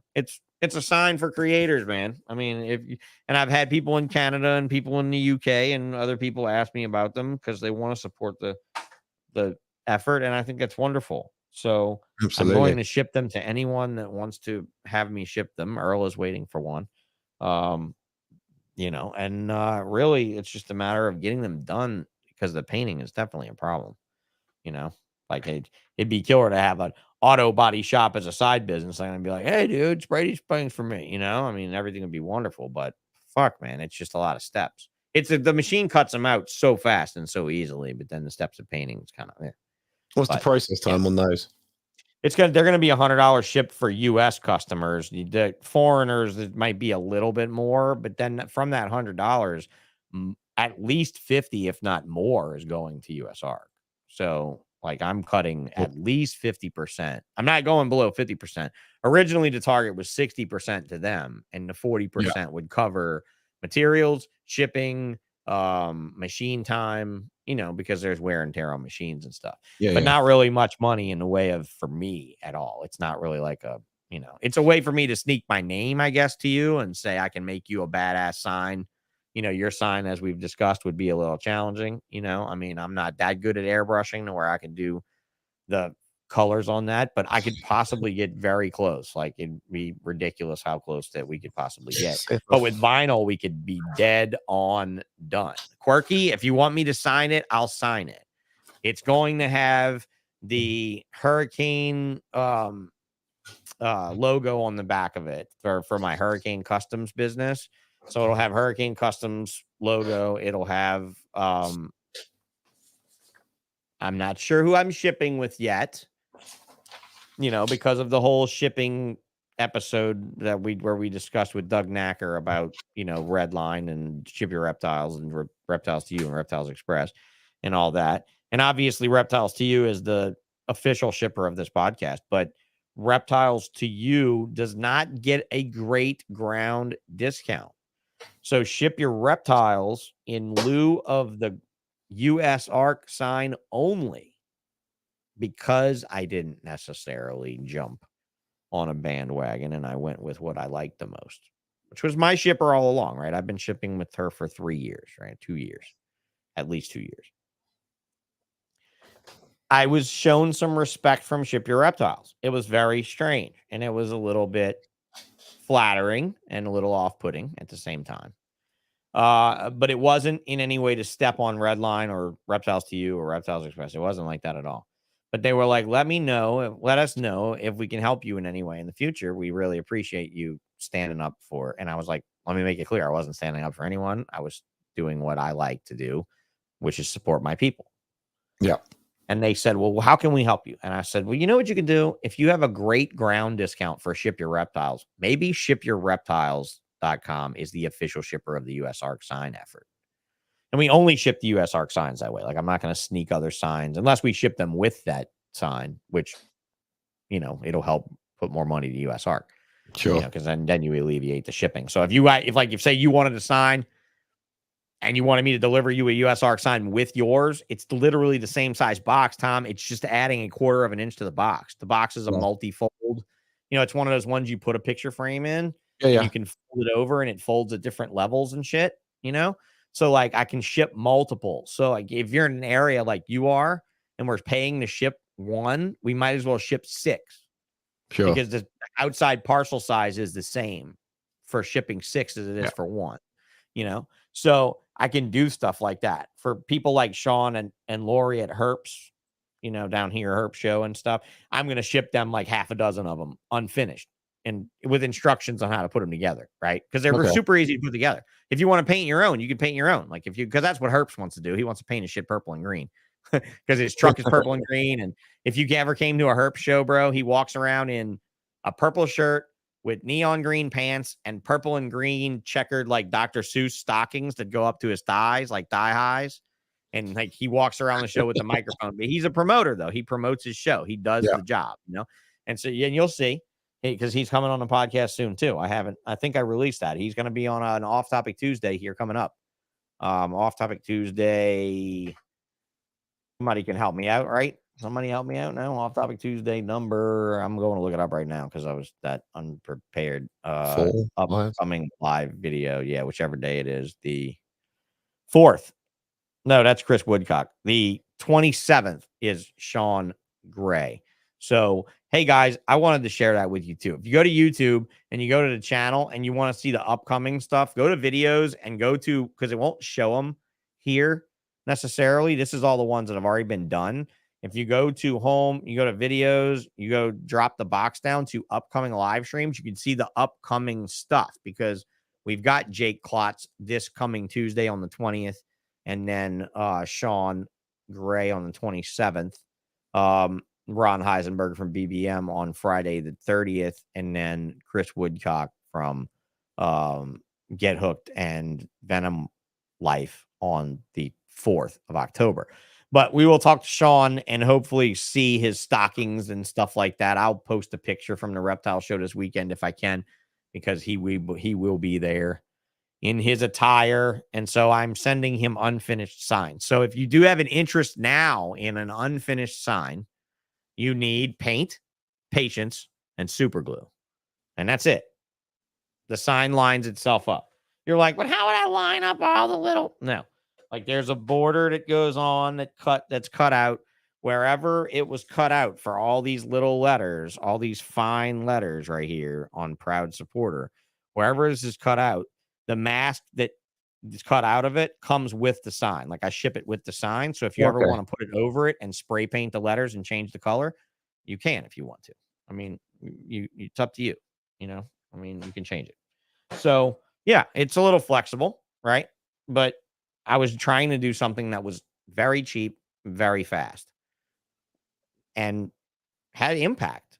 Right? Yeah, it looks like you've achieved it. Yeah, it has impact. It's not, you know, and some of the guys that have CNC routers are, man, I make US arc signs for some of the vendors. That's great and everything, but with a router, you're using a thick piece of material and you're carving material out of it, you know, and you're burning up a lot of time and a lot of material. With this laser, it's much more built for fast production stuff like this. So yeah, I'm kind of excited about it. So if anybody listening to this show needs anything done, just hit me up. You can DM me, PM me anywhere. It's easy to find me. Or if you want a direct link to the hurricane business, hurricaneplastics@gmail.com is what I got right now. And hurricanecustom.com is coming up rapidly, like any day. It'll be ready. So yeah, man, that's you feeling like you want to wrap this up or what? I'm good, man. I'll go by your lead. I'm tired in the middle of the afternoon and I'm ready to go set up for a reptile show, bro. So I don't want to rush you out of here though. I don't want it to seem like the show seemed rushed. Not at all, man. It's been an hour and 20 minutes. It's absolutely fine with me. It's been a pleasure. How long do you usually run your shows? 1:30 to 1:45. So what you're saying is if we stop now, it would be a pussy move. I didn't want to say that. Yeah, say it. Say it. Stopping now would be a bitch move. It will be a pussy move. Let's not stop now. Let's continue on. But it's going to be up to you guys in the chat to hit this man with some questions because I'm in a bind. Like I'm in a bind here because I want to talk to you about stuff that I want you to go blow up. I want you to change the laws in your country. I want you to start shipping snakes easier. I want so many things for you that are going to take like a decade to get that. But I mean, at what point, I'm sorry, I didn't mean to do that. At what point do we, switch gears here and say what you want to say on bullshit? Like, even if it doesn't matter, it's live though. I can't edit it. Everyone can see what's going on. I don't mind, man. I'm good. You know me. I'll go with the wind. Yeah. So who's next coming up the pipe with you with podcasting? Any teasers? So the next episode that is recorded is, and it's got to be edited still, I'm still doing it at the moment, was, you mentioned it earlier, Sean from Eve's Temptations, Royal Pythons. She is the next guest that's coming up. So that'll be released in the first weekend of October. And then there's a few more coming out after that. I've got another one to be recorded within the next week or so. And that'll be with Darren from Neighbours Constrictors. So if anyone does follow the UK stuff, then Darren's a pretty big name in the UK scene. So Darren's his last name. Hughes. But it'll be Neighbours. Got a few Darrens. Got quite a few Darrens in Europe that were big shots. Oh yeah, there's loads. Yeah. They have some good UK breeders coming up now though. They're really starting to get sort of credit and recognition for what they do. Yeah, there you go. Eve. Me. That's the one. That's the one. All right. And I like the way you spell your name, girl. I love it. Cyan. Doing it right. Doing it right. Sion. Fucking Americans, bro. That sucks being here. It sucks being here. I met a chick that came in my fish store, and she goes by her first name Emily, but her real name is Sean in that pronunciation and spelling. And she was just like, yeah, my real name's weird. And she explained the whole thing to me. And I'm like, you realize my name is the male version of your name, right? I mean, you realize I get seen my whole life. You at least get 2 syllables. I don't even get 2 fucking syllables. I just get you just get a noise. I get seen, which is the past tense of a word, right? I mean, like, I don't even get the present tense or the future of anticipation. I get to seen it. I get the seen it guy. Like, I get seen, and that's just fucked. That's just fucked. Don't forget to plug Patreon. Why? Why would I plug Patreon? It's right down here on the bottom of the screen, right down there on the bottom of the screen. God, this fucking Somewhere. shit is so weird. Yeah, it's Somewhere. right down there on the bottom of the screen. And honestly, I'm not what is the thing here, dude? Are you paywalling anything? No, I've got no Patreon at all or anything. Well, you should have one just in case somebody wants to just give you money because you're awesome. Because there are people in the world that will give you money for just being good. This was one of the things I was thinking about with going to video was Patreon and it, just opening up it. And if people want to donate, they can. If not, then the show will still go ahead. Yeah, because Chris and them gave me some flack about it, right? I mean, you heard a little bit of that flack that I got about it. Like that I have a Patreon page, but that I don't offer my patrons any content that's special. And it's just like I don't feel that information should be paywalled. This is why I went with sponsors rather than going with a Patreon to start, because it was, if someone wanted to pledge the money, they could, and that would still enable the show to go ahead. And I do have a couple people like that. I have a couple people like that. A couple people that know my private PayPal address, and they just send rando money whenever they feel like it. And I love that. It feels great. It feels so appreciative. But to paywall, it's not why I came back. I came back so I could do killer content and have advertisers pay me a lot of fucking money. For me, coming into it brand new as well, I didn't want to put a barrier between me and people downloading the episodes and getting those listens and those views up, because without those, that's what keeps you going. A veterinarian in my area tried to recruit me into paywalling breeder content in probably 2013, maybe 14, when such a website was born, right? Because it wasn't like it was some foreign idea. Yeah. It was that there was no tangible website to use to do it, right? Like now you have Patreon and other ones, not just Patreon. There are others. And, just like this StreamYard app we're using to stream. I mean, God, it can be so much simpler than this, but we have that now. We didn't have that then. Like, what Ralph Davis had in 2001 was a blog. Yeah. I remember the journal. blog. Was the journal, right? The RDR journal. Yeah. That's what he had. And then I had a blog, but I didn't write on it much. But I had my hatchling record where everybody could see it. And one of my friends was like, "You sure you want to do that?" I was like, "Well, why?" And he said, "Because, look at pinstripes, for instance. You're producing more pinstripes than anybody. You really want people to know how many of those things you have?" And I'm like, I don't see why it matters. And it matters. I want to buy them. No, it matters. It matters in a marketplace where everybody's out to kill each other over the dollar. It matters. Yeah. Right? Like whenever your border's closed, it matters. Because then you're all fighting on a smaller pool. You're all chowing from a smaller sandwich, right? Yeah. The food's going to run out. So you got to make new customers and you got to make it happen.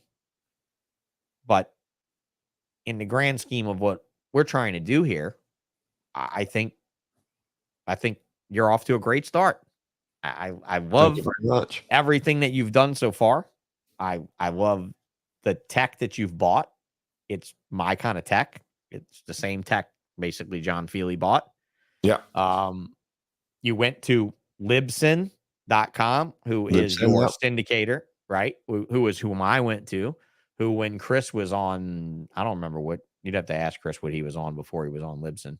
But I reached out to him and I was like, "Who are you hosting with, man?" And he said, and I think it might have been one that had commercials in front of it or whatever. And I was like, "Go over to Libsyn, dude. It's a really good deal." And as well as I do, for anybody out there that does want to do an audio podcast like Tom or like Bullshit or whatever, I'm happy to help you. I'm sure Tom's happy to help you. It's kind of like a pay it forward sort of thing. So exactly that. Yeah. If you're in the UK, if you're in Europe, if you're anywhere in the world, really, and this is something you want to do and we can help you get further along with it, do keep in mind that a budget of at least $1,000 is probably a must spend to just come out with a baseball bat that's cracking them out, you know. About 1,200 pounds is what I want it, I think, for the equipment.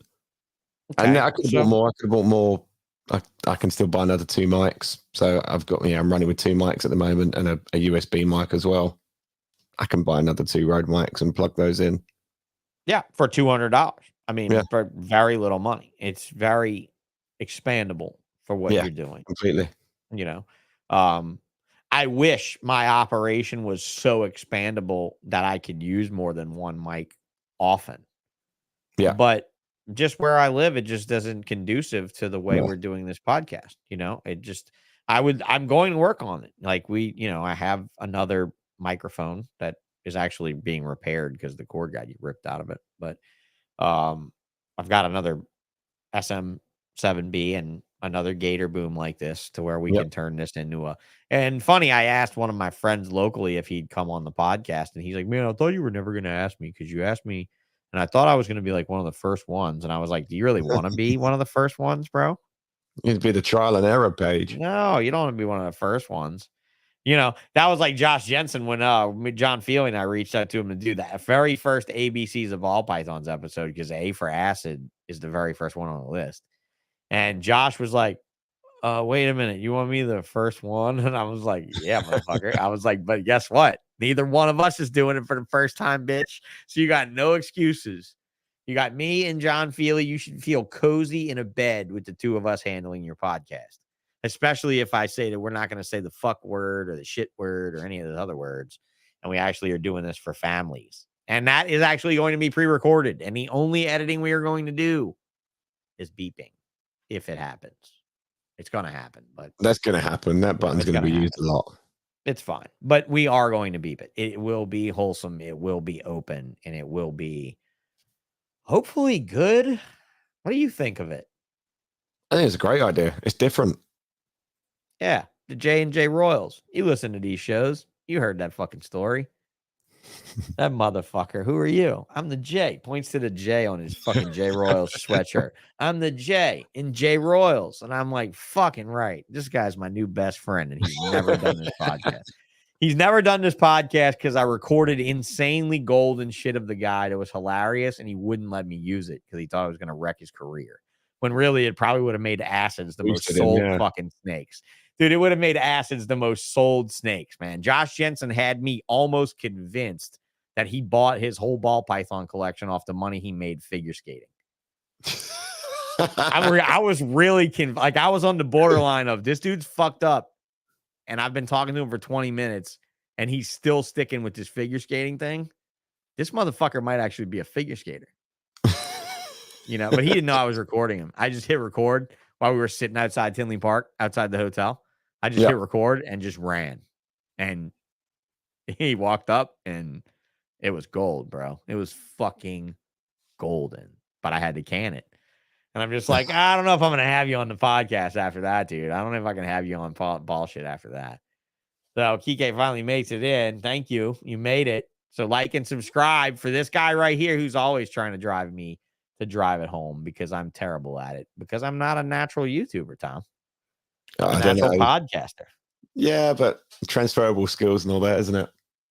I guess. What do you say? Check me out on Spotify, iTunes, and Google Play. No, you just like go online, search for podcasts, put Woolfie and Royals in it, and you're done. Like that's it. Yeah. What the fuck? I can plug it more, but I hate plugging myself. Yeah, you hate plugging yourself? It feels so awkward. You started a podcast with your name on it. So awkward still. I didn't even call this Bradley shit.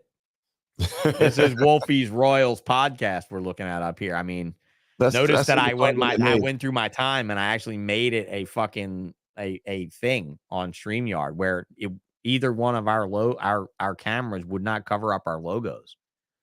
Like I made it a thing to where I'm like, our logos are going to be over us. They're not going to be behind us, right? Because our futures are in front of us. They're not behind us, right? Our companies are in front of us. Yeah, that was some bullshit that I just pulled out of my ass. It's a metaphor for life, that one, isn't it? That's all it is. I've been watching too much fucking Gary V on YouTube, motivational speaking shit. So, yeah, man, let's round this out, man. Like, what are we gonna do to get more people to listen to that Woolfie Royals podcast? Are we gonna We're not going to send you any loves, any likes, because I think you have probably as many followers as me, for fuck's Oh, I don't sake. know I mean, about that. well, not on this Instagram thing.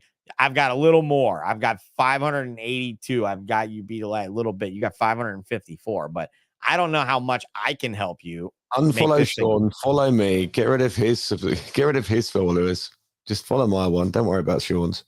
That's fine. That's fine. If I see that number go down much, so I'm never doing a show ever again, and that means not even on Tuesday, because I know you guys are like, and you guys got to be loving up the off-topic Tuesdays. Have you listened to any of them yet, or no? I've listened to one of the off-topic Tuesdays.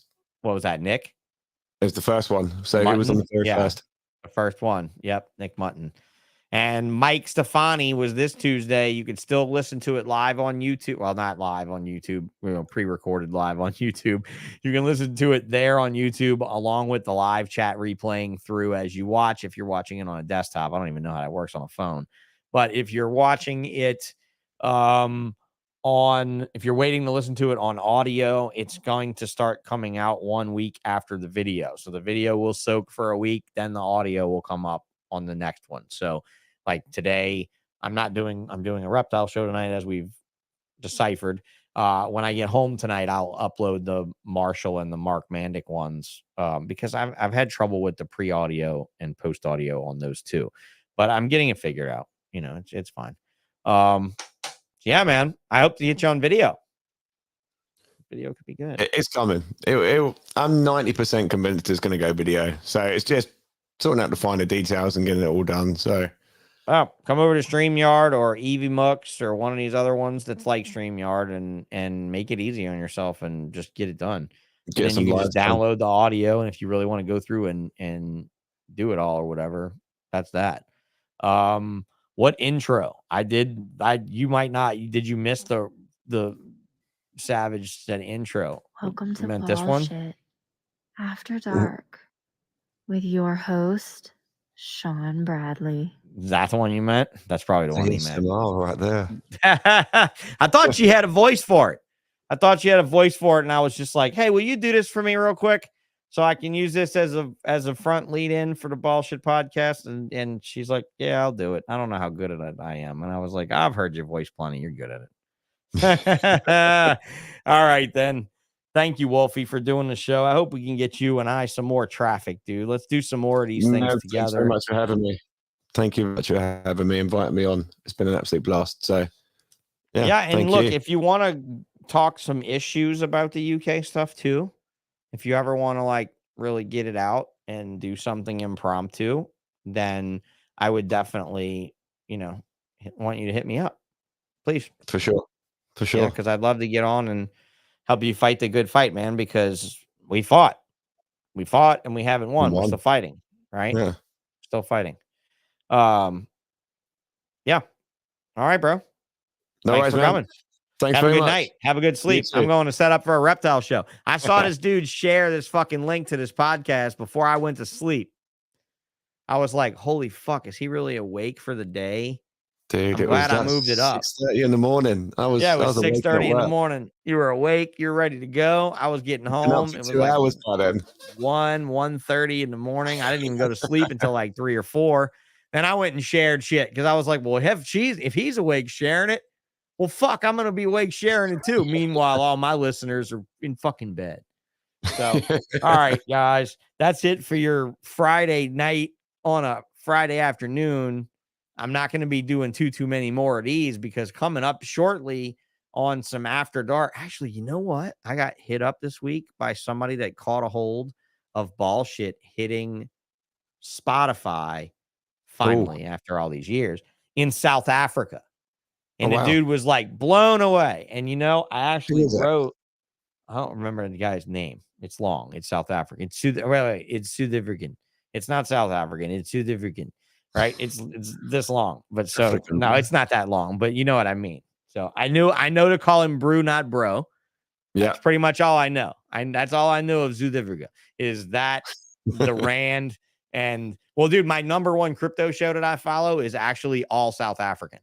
That's all it is South African traders and an Australian trader, but most all of them are South African. So I would love to bring some South African Bullshit to the table because they have had a fucking great little reptile economy there for a long time. Well, the guy I know is it Reptiles for Centuries? This was just his personal name on YouTube. I mean, on Facebook, he sent me a big complimentary thing. Yeah, I think his name's DJ something, but yeah, that Reptiles for Centuries guy in South Africa, DJ, smashing it. He's got some crazy stuff. Yeah, I'll check him out because, you know, I'd like to talk about the shipping process going down there. Yeah, and that's it. Yeah, here we go. The will that's everywhere. Been promoting bullshit on a South African reptile podcast with Gavin. Oh, that's why then. There you go. Thank you very much, Will. I appreciate that. I appreciate that very much. So that's DJ. Keith is DJ. Keith that spells it the way that it's not spelled in America. But okay. Yeah, okay. Got you. All right, check that out for sure. Because they've had a reptile magazine down there since like the 90s, which is crazy. Yeah. Like I never thought. I was contacted in like 2001 to write an article for this magazine in South Africa on corn snakes and use my photography, at which point we did. And then they did an article on ball pythons. And on that one, we got the photographic cover. So wow. I'd like to be going over. I got the coolest thing, dude. Let me show you what I got to do book features. Because, you know, anything the fat man says nobody, I'm out of focus. Anything the fat man says nobody gives a fuck about, I'm totally doing. Lots of it. Lots of it. Like if fat man's like, nobody gives a fuck about that, I'm like, forget about it. I'll give a fuck about it.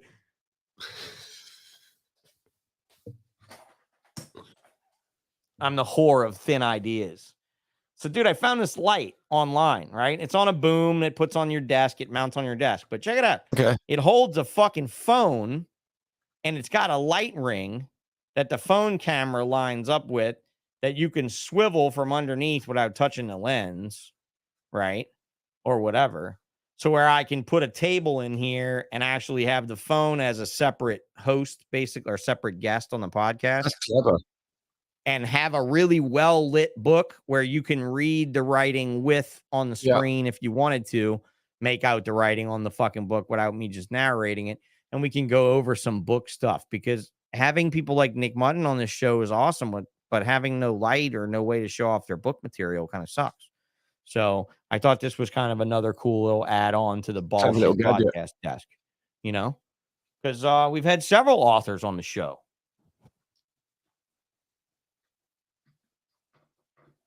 I got to live one last thing. I got to live in Chris's shadow this week of a guest that I'd been trying to get on his podcast for years, many years. And that's Casey Lazick, who has been saying shit. Oh yeah, there Gilly's got it. That's an OnlyFans light, Sean. And you know what? It very well may be an OnlyFans light, but I did not see it at a proctologist or an OBGYN office, so it mustn't be that technically usable. Them girls on OnlyFans are getting a little bit technical, a little too technical for me. I'm turning into an old man. They're earning the big money. Yeah, they're looking at the big money. Like a friend of mine hit me up just yesterday. Hey, I think I'm going back to OnlyFans, and I'm like, "What's your husband think?" Oh, he doesn't know about it. And I was like, "You're off to a great start." I was like, "Just so you know." Just coming from me to you, because I just started the podcast back up. Oh, yeah, I know. How's that going? And I was like, well, here's how it's going. You got to put in the hard work to make the real money. Just saying. I'm not saying I'm subscribing to your OnlyFans. I'm just saying you got to put in the hard work to make the real money. So that girl had just got shared the $50 million a year OnlyFans girl. Trust me, when that $50 million a year goes to her head, that figure is going to drastically drop. You know, she's not going to, that's not sustainable income, folks.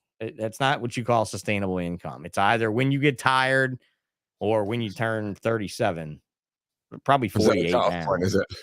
What's that? 37 is the cutoff point. There's a cutoff point. You know, there's a cutoff point. So you're past your best at 37 and no one wants to see it anymore. And I think that's terrible. I was listening to a drive time talk show host recently, and apparently there was a woman fired from a strip club because she was of her age. But she wasn't a stripper. She was actually a waiter. She was a table server. And I listen to the drive time guy every day. He's long gone from, this was a few years ago now, but he's long gone from radio now from this. He's no longer a host of radio now of the show for shit like this. Cause he's like, how old was she? 43. Holy shit. Who wants to see your mom? And he just goes off on this thing on live fucking audio, tearing this woman down. So I call him up and of course I was a regular caller because I would always drive to UPS to ship snakes during his drive time call show. And it was a local New Orleans, Louisiana talk show. And I call him up and I'm like, bro, did you even listen when you read the fucking story? She's not even a stripper. She was a waiter. She was a server. She wasn't even a dancer. I was like, honestly, why do you care who's picking up your napkin? Right? Who do you give a fuck? Why?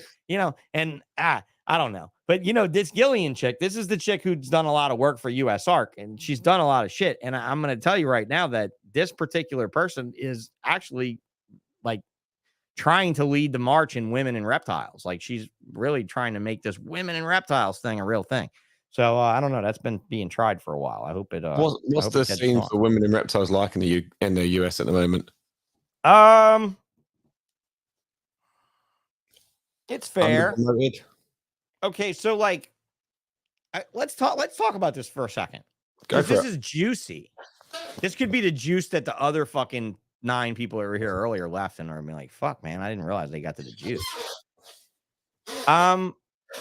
How much of the reptile world treats women like objects and stuff just because of the heritage and the way it's always ran? And I'm not trying to open up a fucking patriarchy versus matriarchy battle here, but in the history of reptiles, there have been prominent women in the reptile hobby that have done major things, some of which have sat on letterhead behind their husband's name, like Kim Bell, and run the entire fucking company from a logistical, accounting, overall business standpoint. If you've listened to the old Ballshits and you listen to, I'll mention it, even though we've had some weird thoughts of mentioning how we mentioned it on this show. Lindley Rennick and all the praise I gave her over how much interactivity she did with the business after being a massage therapist and coming directly into, the hobby. And I thought that it was always breathtaking and refreshing to see a woman like that come in and look at the raw tax. This is a successful business. This is a successful man. He loves what he loves, so I love what he loves. And obviously, I thought that was the case throughout the entirety of their relationship, which ultimately we all now know was the biggest farce ever. Yeah. And now it's like me thinking, what the fuck is happening behind all your other doors? What the fuck's happening at your house, Woolfie? What the fuck's happening? And it kind of makes me think like, man, do I really ever want to worship anyone like that again? Because I kind of went way overboard on that and it kind of bit me in the ass. And in the end, I think that at some point that had to be honest. Am I wrong? Like at some point I got that impression because it was true. Yeah. Because it did work that way. And now when it deviated, they made a really good job of keeping us out of that. Right? They didn't bring their drama to shows. They didn't do it on a podcast. They didn't fight on Facebook. They didn't. You know how many ex-wives and husbands have fought publicly in this hobby, Tom, since I've been here? Oh, I can imagine. There's been a fair few. I can go to a show and tell you why this guy's over here and this guy's over here. Like, really? Like, I've been to shows where guys have been knocked out. Like a customer, no, a vendor on the customer side of the table went over to a vendor's table, reached across the table, punched him in his fucking square in his fucking face to where he lost his balance and fell on the floor and got right exactly up. And the vendor that threw the punch was owed money by the other vendor, and the venue sided with the punch thrower and said, hey, you guy that got punched, until you pay him what you owe him, get the fuck out of the show, and threw him out of the show on a Friday of setup. The biggest show in America at the time. It was in Orlando. It was in Daytona. It was before NARBC was huge. It was in Orlando in one of the biggest years. The motherfucker got laid out, and the show promoter was like, Oh, you owe him money? Get the fuck out of here till you pay him. And I was thinking, man, this is such a like macho-esque way of running a business. Yeah. Is that what keeps him out? I don't really know. Like, and I'm not going to say it's about podcasts that promote women in the hobby, because I don't have a problem with promoting women in the hobby. If you're selling t-shirts and women are taking pictures of themselves in those t-shirts and sending them to you to use on your social media, that's perfectly fine with me. I've got no judgment against that at all whatsoever. They weren't exploited. They weren't used. They weren't whatever.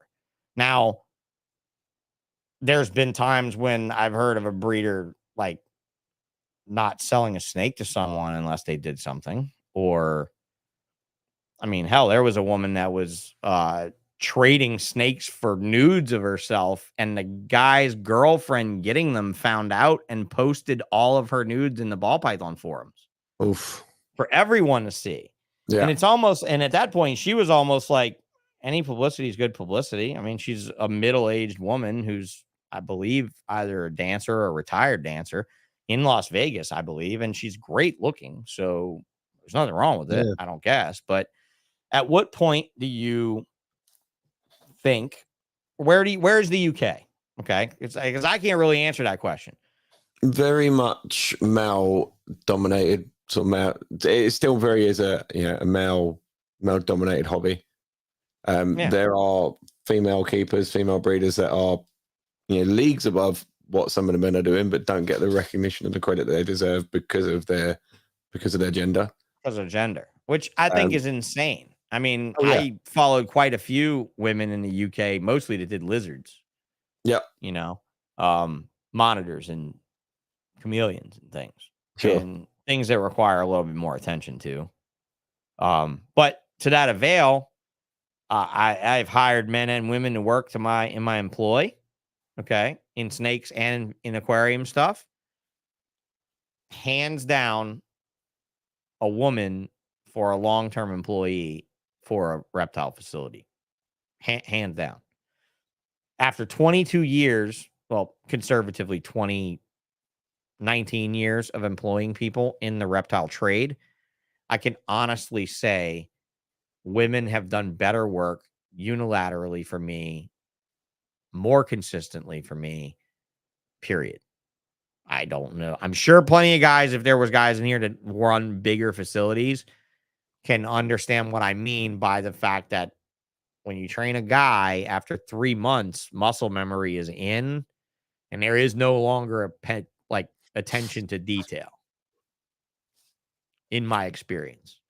So I could imagine a female collection running stronger, running better, running cleaner, but I could also imagine a female operation being harder to run because of wanting to be cleaner. And I is that sexist as fuck of me to say that? It almost feels like it is, Tom, because I'm putting like a predetermined prejudice, a predetermined judgment on the cleanliness of a gender. But when I generally think of, and I don't think it's an insult though. It's an insult to men. No. I think it's an insult to men. Yeah. I don't think it's an insult to women at all. I don't think I'm being insulting, and I'm definitely walking on the live show eggshells when talking about this with you, because it's definitely something that's near and dear. Like, we had the Woman of American Herpetoculture effort, the WOHA effort, WOHA, Woman of American Herpetoculture, and they put out a calendar and things like that. But it was definitely a sex positive movement. Like, women were using their bodies more in the display. You know what I mean? Like, it wasn't really trying to neutralize the misnomer of, you're not in this for that. And like I said, we talked about Camelon Reptiles on the show. That was a lesbian couple in like the 2001 to 2004, 5 or 6 arena that did extremely well. And honestly, I was kind of surprised that they weren't given more issues, right? Like, just the way people are playing. I don't know. Again, Gilly saves ass. She said, "You're saying dudes are dirty. I detect no lies." I mean, yeah, if a guy's got to be told to wash his feet and his ass, he's a dirty motherfucker. That's fine. I understand that. We're not talking about that. But I mean, is it from the wealth standpoint? Is it from the labor standpoint? Is it just from the overwhelming ego standpoint? Because some people are like think that's it. I don't want to say that's it. I think your animals speak for themselves. I think the way you carry yourself speaks for themselves. I think if you're a woman that's podcasting, Tom, I think you need to be loud and proud of what you're doing. Oh, completely. And I think you need to be louder and prouder than the next guy. I really, truly do. I think your sign needs to be taller. You've got to do a lot more to get that recognition and the credit. And I think it's shitty. And I think it's shitty to do that. But I think when you do that, you can truly tell people that it doesn't make a difference. And that once you get that thing, are more women, here you go, are more women or men part of the animal welfare groups in the UK. I don't know how to quantify this from an American standpoint at all. I can't quantify this at all. I don't have data on PETA and the US. So the way they generally run the animal welfare groups, particularly the ones that are sort of shutting the shows down at the moment, they just rely on. So the APA put it out, the Animal Protection Agency. They were the ones that had the issue, and part of getting their point. I mean, the APA are tiny. There was like a handful of members and things. They had nothing. So the way they sort of quantified it and the way they got their point across was they got the World Animal Protection Society involved, and they were just looking for a bunch of people to fill in petitions online. So they appealed to the more female heavy sort of areas, cats, dogs, things like that. And yeah, I think they reached out for the more human elements in women, the more like nurturing sort of caring characteristics that women have, maybe more than men. Yeah. I mean, and that's kind of where I drive at it, you know. That's where I drive at it. Absolutely. You know, Savage says it's a compliment to women. And I think you're right. I think that women definitely have more attention to details, you know. There you go. Look, here you go, Savage. This is obviously not Ricky Savage. I wish it was Ricky Savage typing this. This is Becca Savage, the wife Savage. I wore a low-cut top and shorts to Daytona this year to get people to come look at rat food. You saw it at rat food? Unfortunately, that's a massive draw. I don't like to do that, but if it works, I'll use it. And that's the thing. At the end of the day, man, you can't ask for equality when you guys have this fucking trump card you can throw down and we don't. You know what I mean? I mean, dude, you don't understand. Like, you don't understand how bad I want to be a woman. Because I've already been an upright man that did a bunch of shit, and I've already been a not upright man that did a bunch of shit. All right? So I was like, and here now I want to be a woman that does a bunch of shit. I don't want to be a non-upright woman because I could not imagine what a paraplegic or quadriplegic woman goes through with the downstairs plumbing and stuff, the way it works, because I know how much I fight with my health, and I could not imagine being a female in my body. But I'm not lying to you, Tom, when I tell you, if I could snap like this and be like a pregnant 30-year-old that's going to have a baby, experience motherhood, and have hormones and be able to come like 35 times in 5 minutes, I'm signing up for that experience, bro. I'm like checking that box and be like, wait a minute, you actually give me this option, bro? I believe in you after all. Check. Move on. Right. And that's it. But I'm all for women in the hobby. Actually, what's funny is it's really cool it just came up because on the Chris Eaton episode, the funny thing is with that, he mentioned something. Oh, no, it wasn't the Eaton episode. Oh, I'm not going to mention it now because it was on a Zoom call. I'm not going to mention it. All right, never mind then. Y'all won't get that tidbit of a story. But anyway, I was accused, or I wasn't accused. I was asked if I had relations with a person that was in my employ for a period of time. And the answer was no. It was truly to help that person get a standing in the reptile industry. It wasn't so that she could leave and do her own thing and people could be like, oh, I guess she's done with Sean. No, that wasn't it at all. You know, it was the fact that I saw somebody attractive and young who had a knowledge on her shoulders who could help me get business to the table, a lot like Becca said. And when they came to the table, she wasn't a dumbass, right? She was able to answer the questions about the animals that I put her in front of with pretty much as much professionalism or more than myself or anyone else that works for me. It doesn't mean we fuck. That's it. It doesn't mean we fuck. If I have a fine looking girl working at my table, it doesn't mean I fuck the girl. It doesn't mean that at all. You know, like Gilly says, the Vannas at the NARBC show, it's usually Kim and whoever other cute girl that's hanging out with all the guys at the show gets drug into being the Vannas at the NARBC show. I don't know if you've seen a video of this, Tom, but they walk around with the auction item and show everybody, you know. Yeah. And then look, sometimes it's a bobblehead dick and balls Sometimes it's a fine girl with a bobblehead dick walking around the show with it just bobbling around, just being a cock on a spring. It's NARBC. It's for good cause. It's for USR. It's for, what other charities were benefiting that night, whatever other people are being benefited that night. And just how much did you pay for that cock on a spring? I did not buy the cock on a spring, bro. I did not buy the cock on a spring. I already have a cock that I can't feel when I touch it, so it doesn't much matter. I don't need a second one. I don't need a second dick shake dodging around and I can't fucking feel from the inside. I'd rather be able to feel it from the inside. Will's hella heat said he's not afraid to let his wife be eye candy, and I'm sure a lot of people in the hobby aren't, but that's also why I always admired the guys and the wives in the hobby, right? Because there were a lot of women that were not bad looking women in the hobby, and they didn't take shit from nobody. They didn't. They were somebody's wife, and they were like, yeah, I know how to sex that snake. Why do you got to ask him?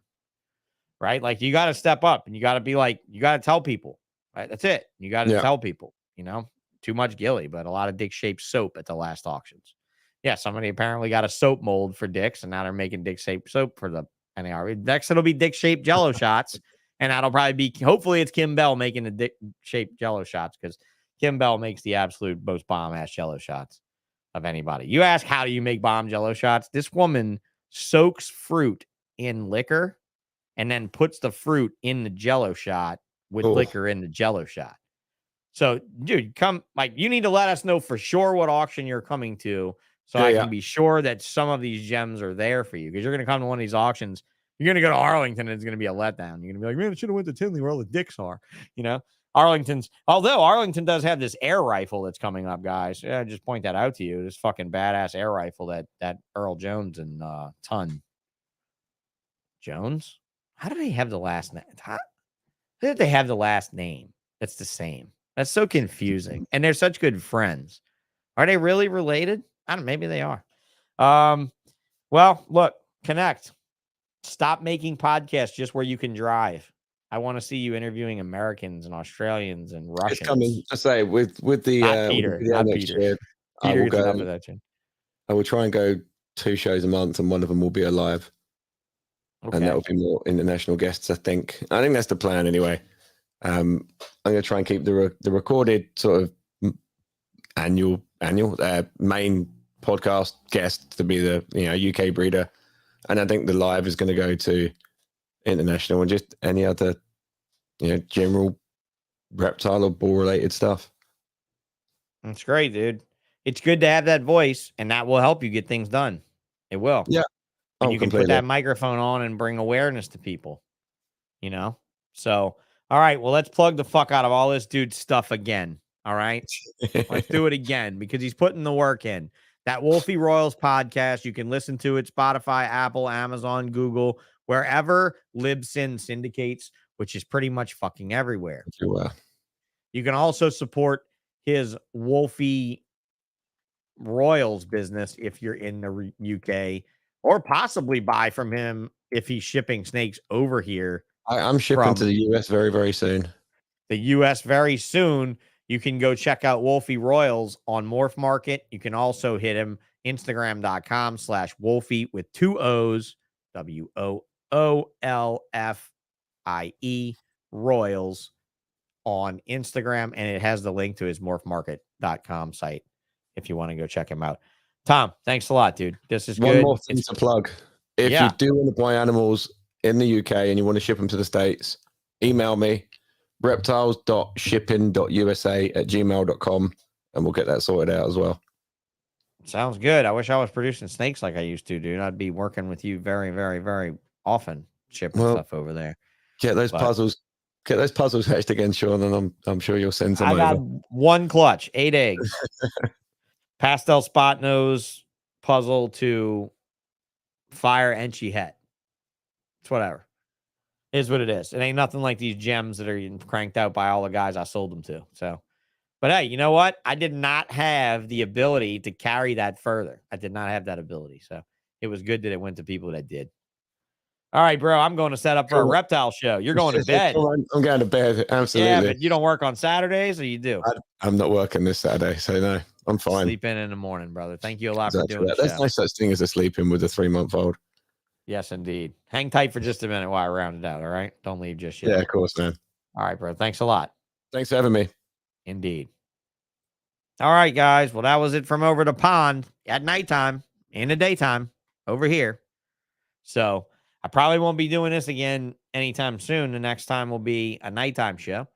I don't know if I'll be in Arlington yet. I'm still up in the air on whether or not I'm actually going to go. I'm not going to have a table if I do go because I believe it's very fucking sold out. But for right now, I've got to hurry up and get loaded up and get to a Reptile Expo. The Herps Expo this weekend, New Orleans at the Ilario Center. Opens tomorrow, 10 a.m. to 5 p.m. On Sunday, 10 a.m. to, I believe, 4 p.m. is when people usually start packing up. If you're within driving distance of New Orleans and you want to come on and stop by, I will be at the show the entire time it's open, Saturday and Sunday. We can talk about the podcast topics.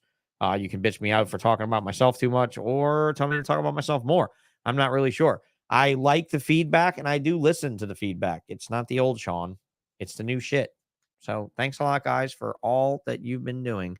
And thank you for, especially guys like Will from Will's Hella Heat and our friend Gilly, who is always pumping out links to the shows and trying to promote the shows and everything. I know she wants me to come to Arlington. The whole group of people down there want to hang out because it's been forever. The audio extra is available for your move. It will be, I promise. The audio extras from Mike's monitors are great. Not as good as Nick Mutton's before and after, but Nick Mutton just goes. He doesn't stop. So, yeah, to that avail. I'll see you guys next time on the Bullshit live shows. Check out the audio versions on every platform that we just talked about for Woolfie. All right, guys. That's it. I'm going to just roll it out. See you later.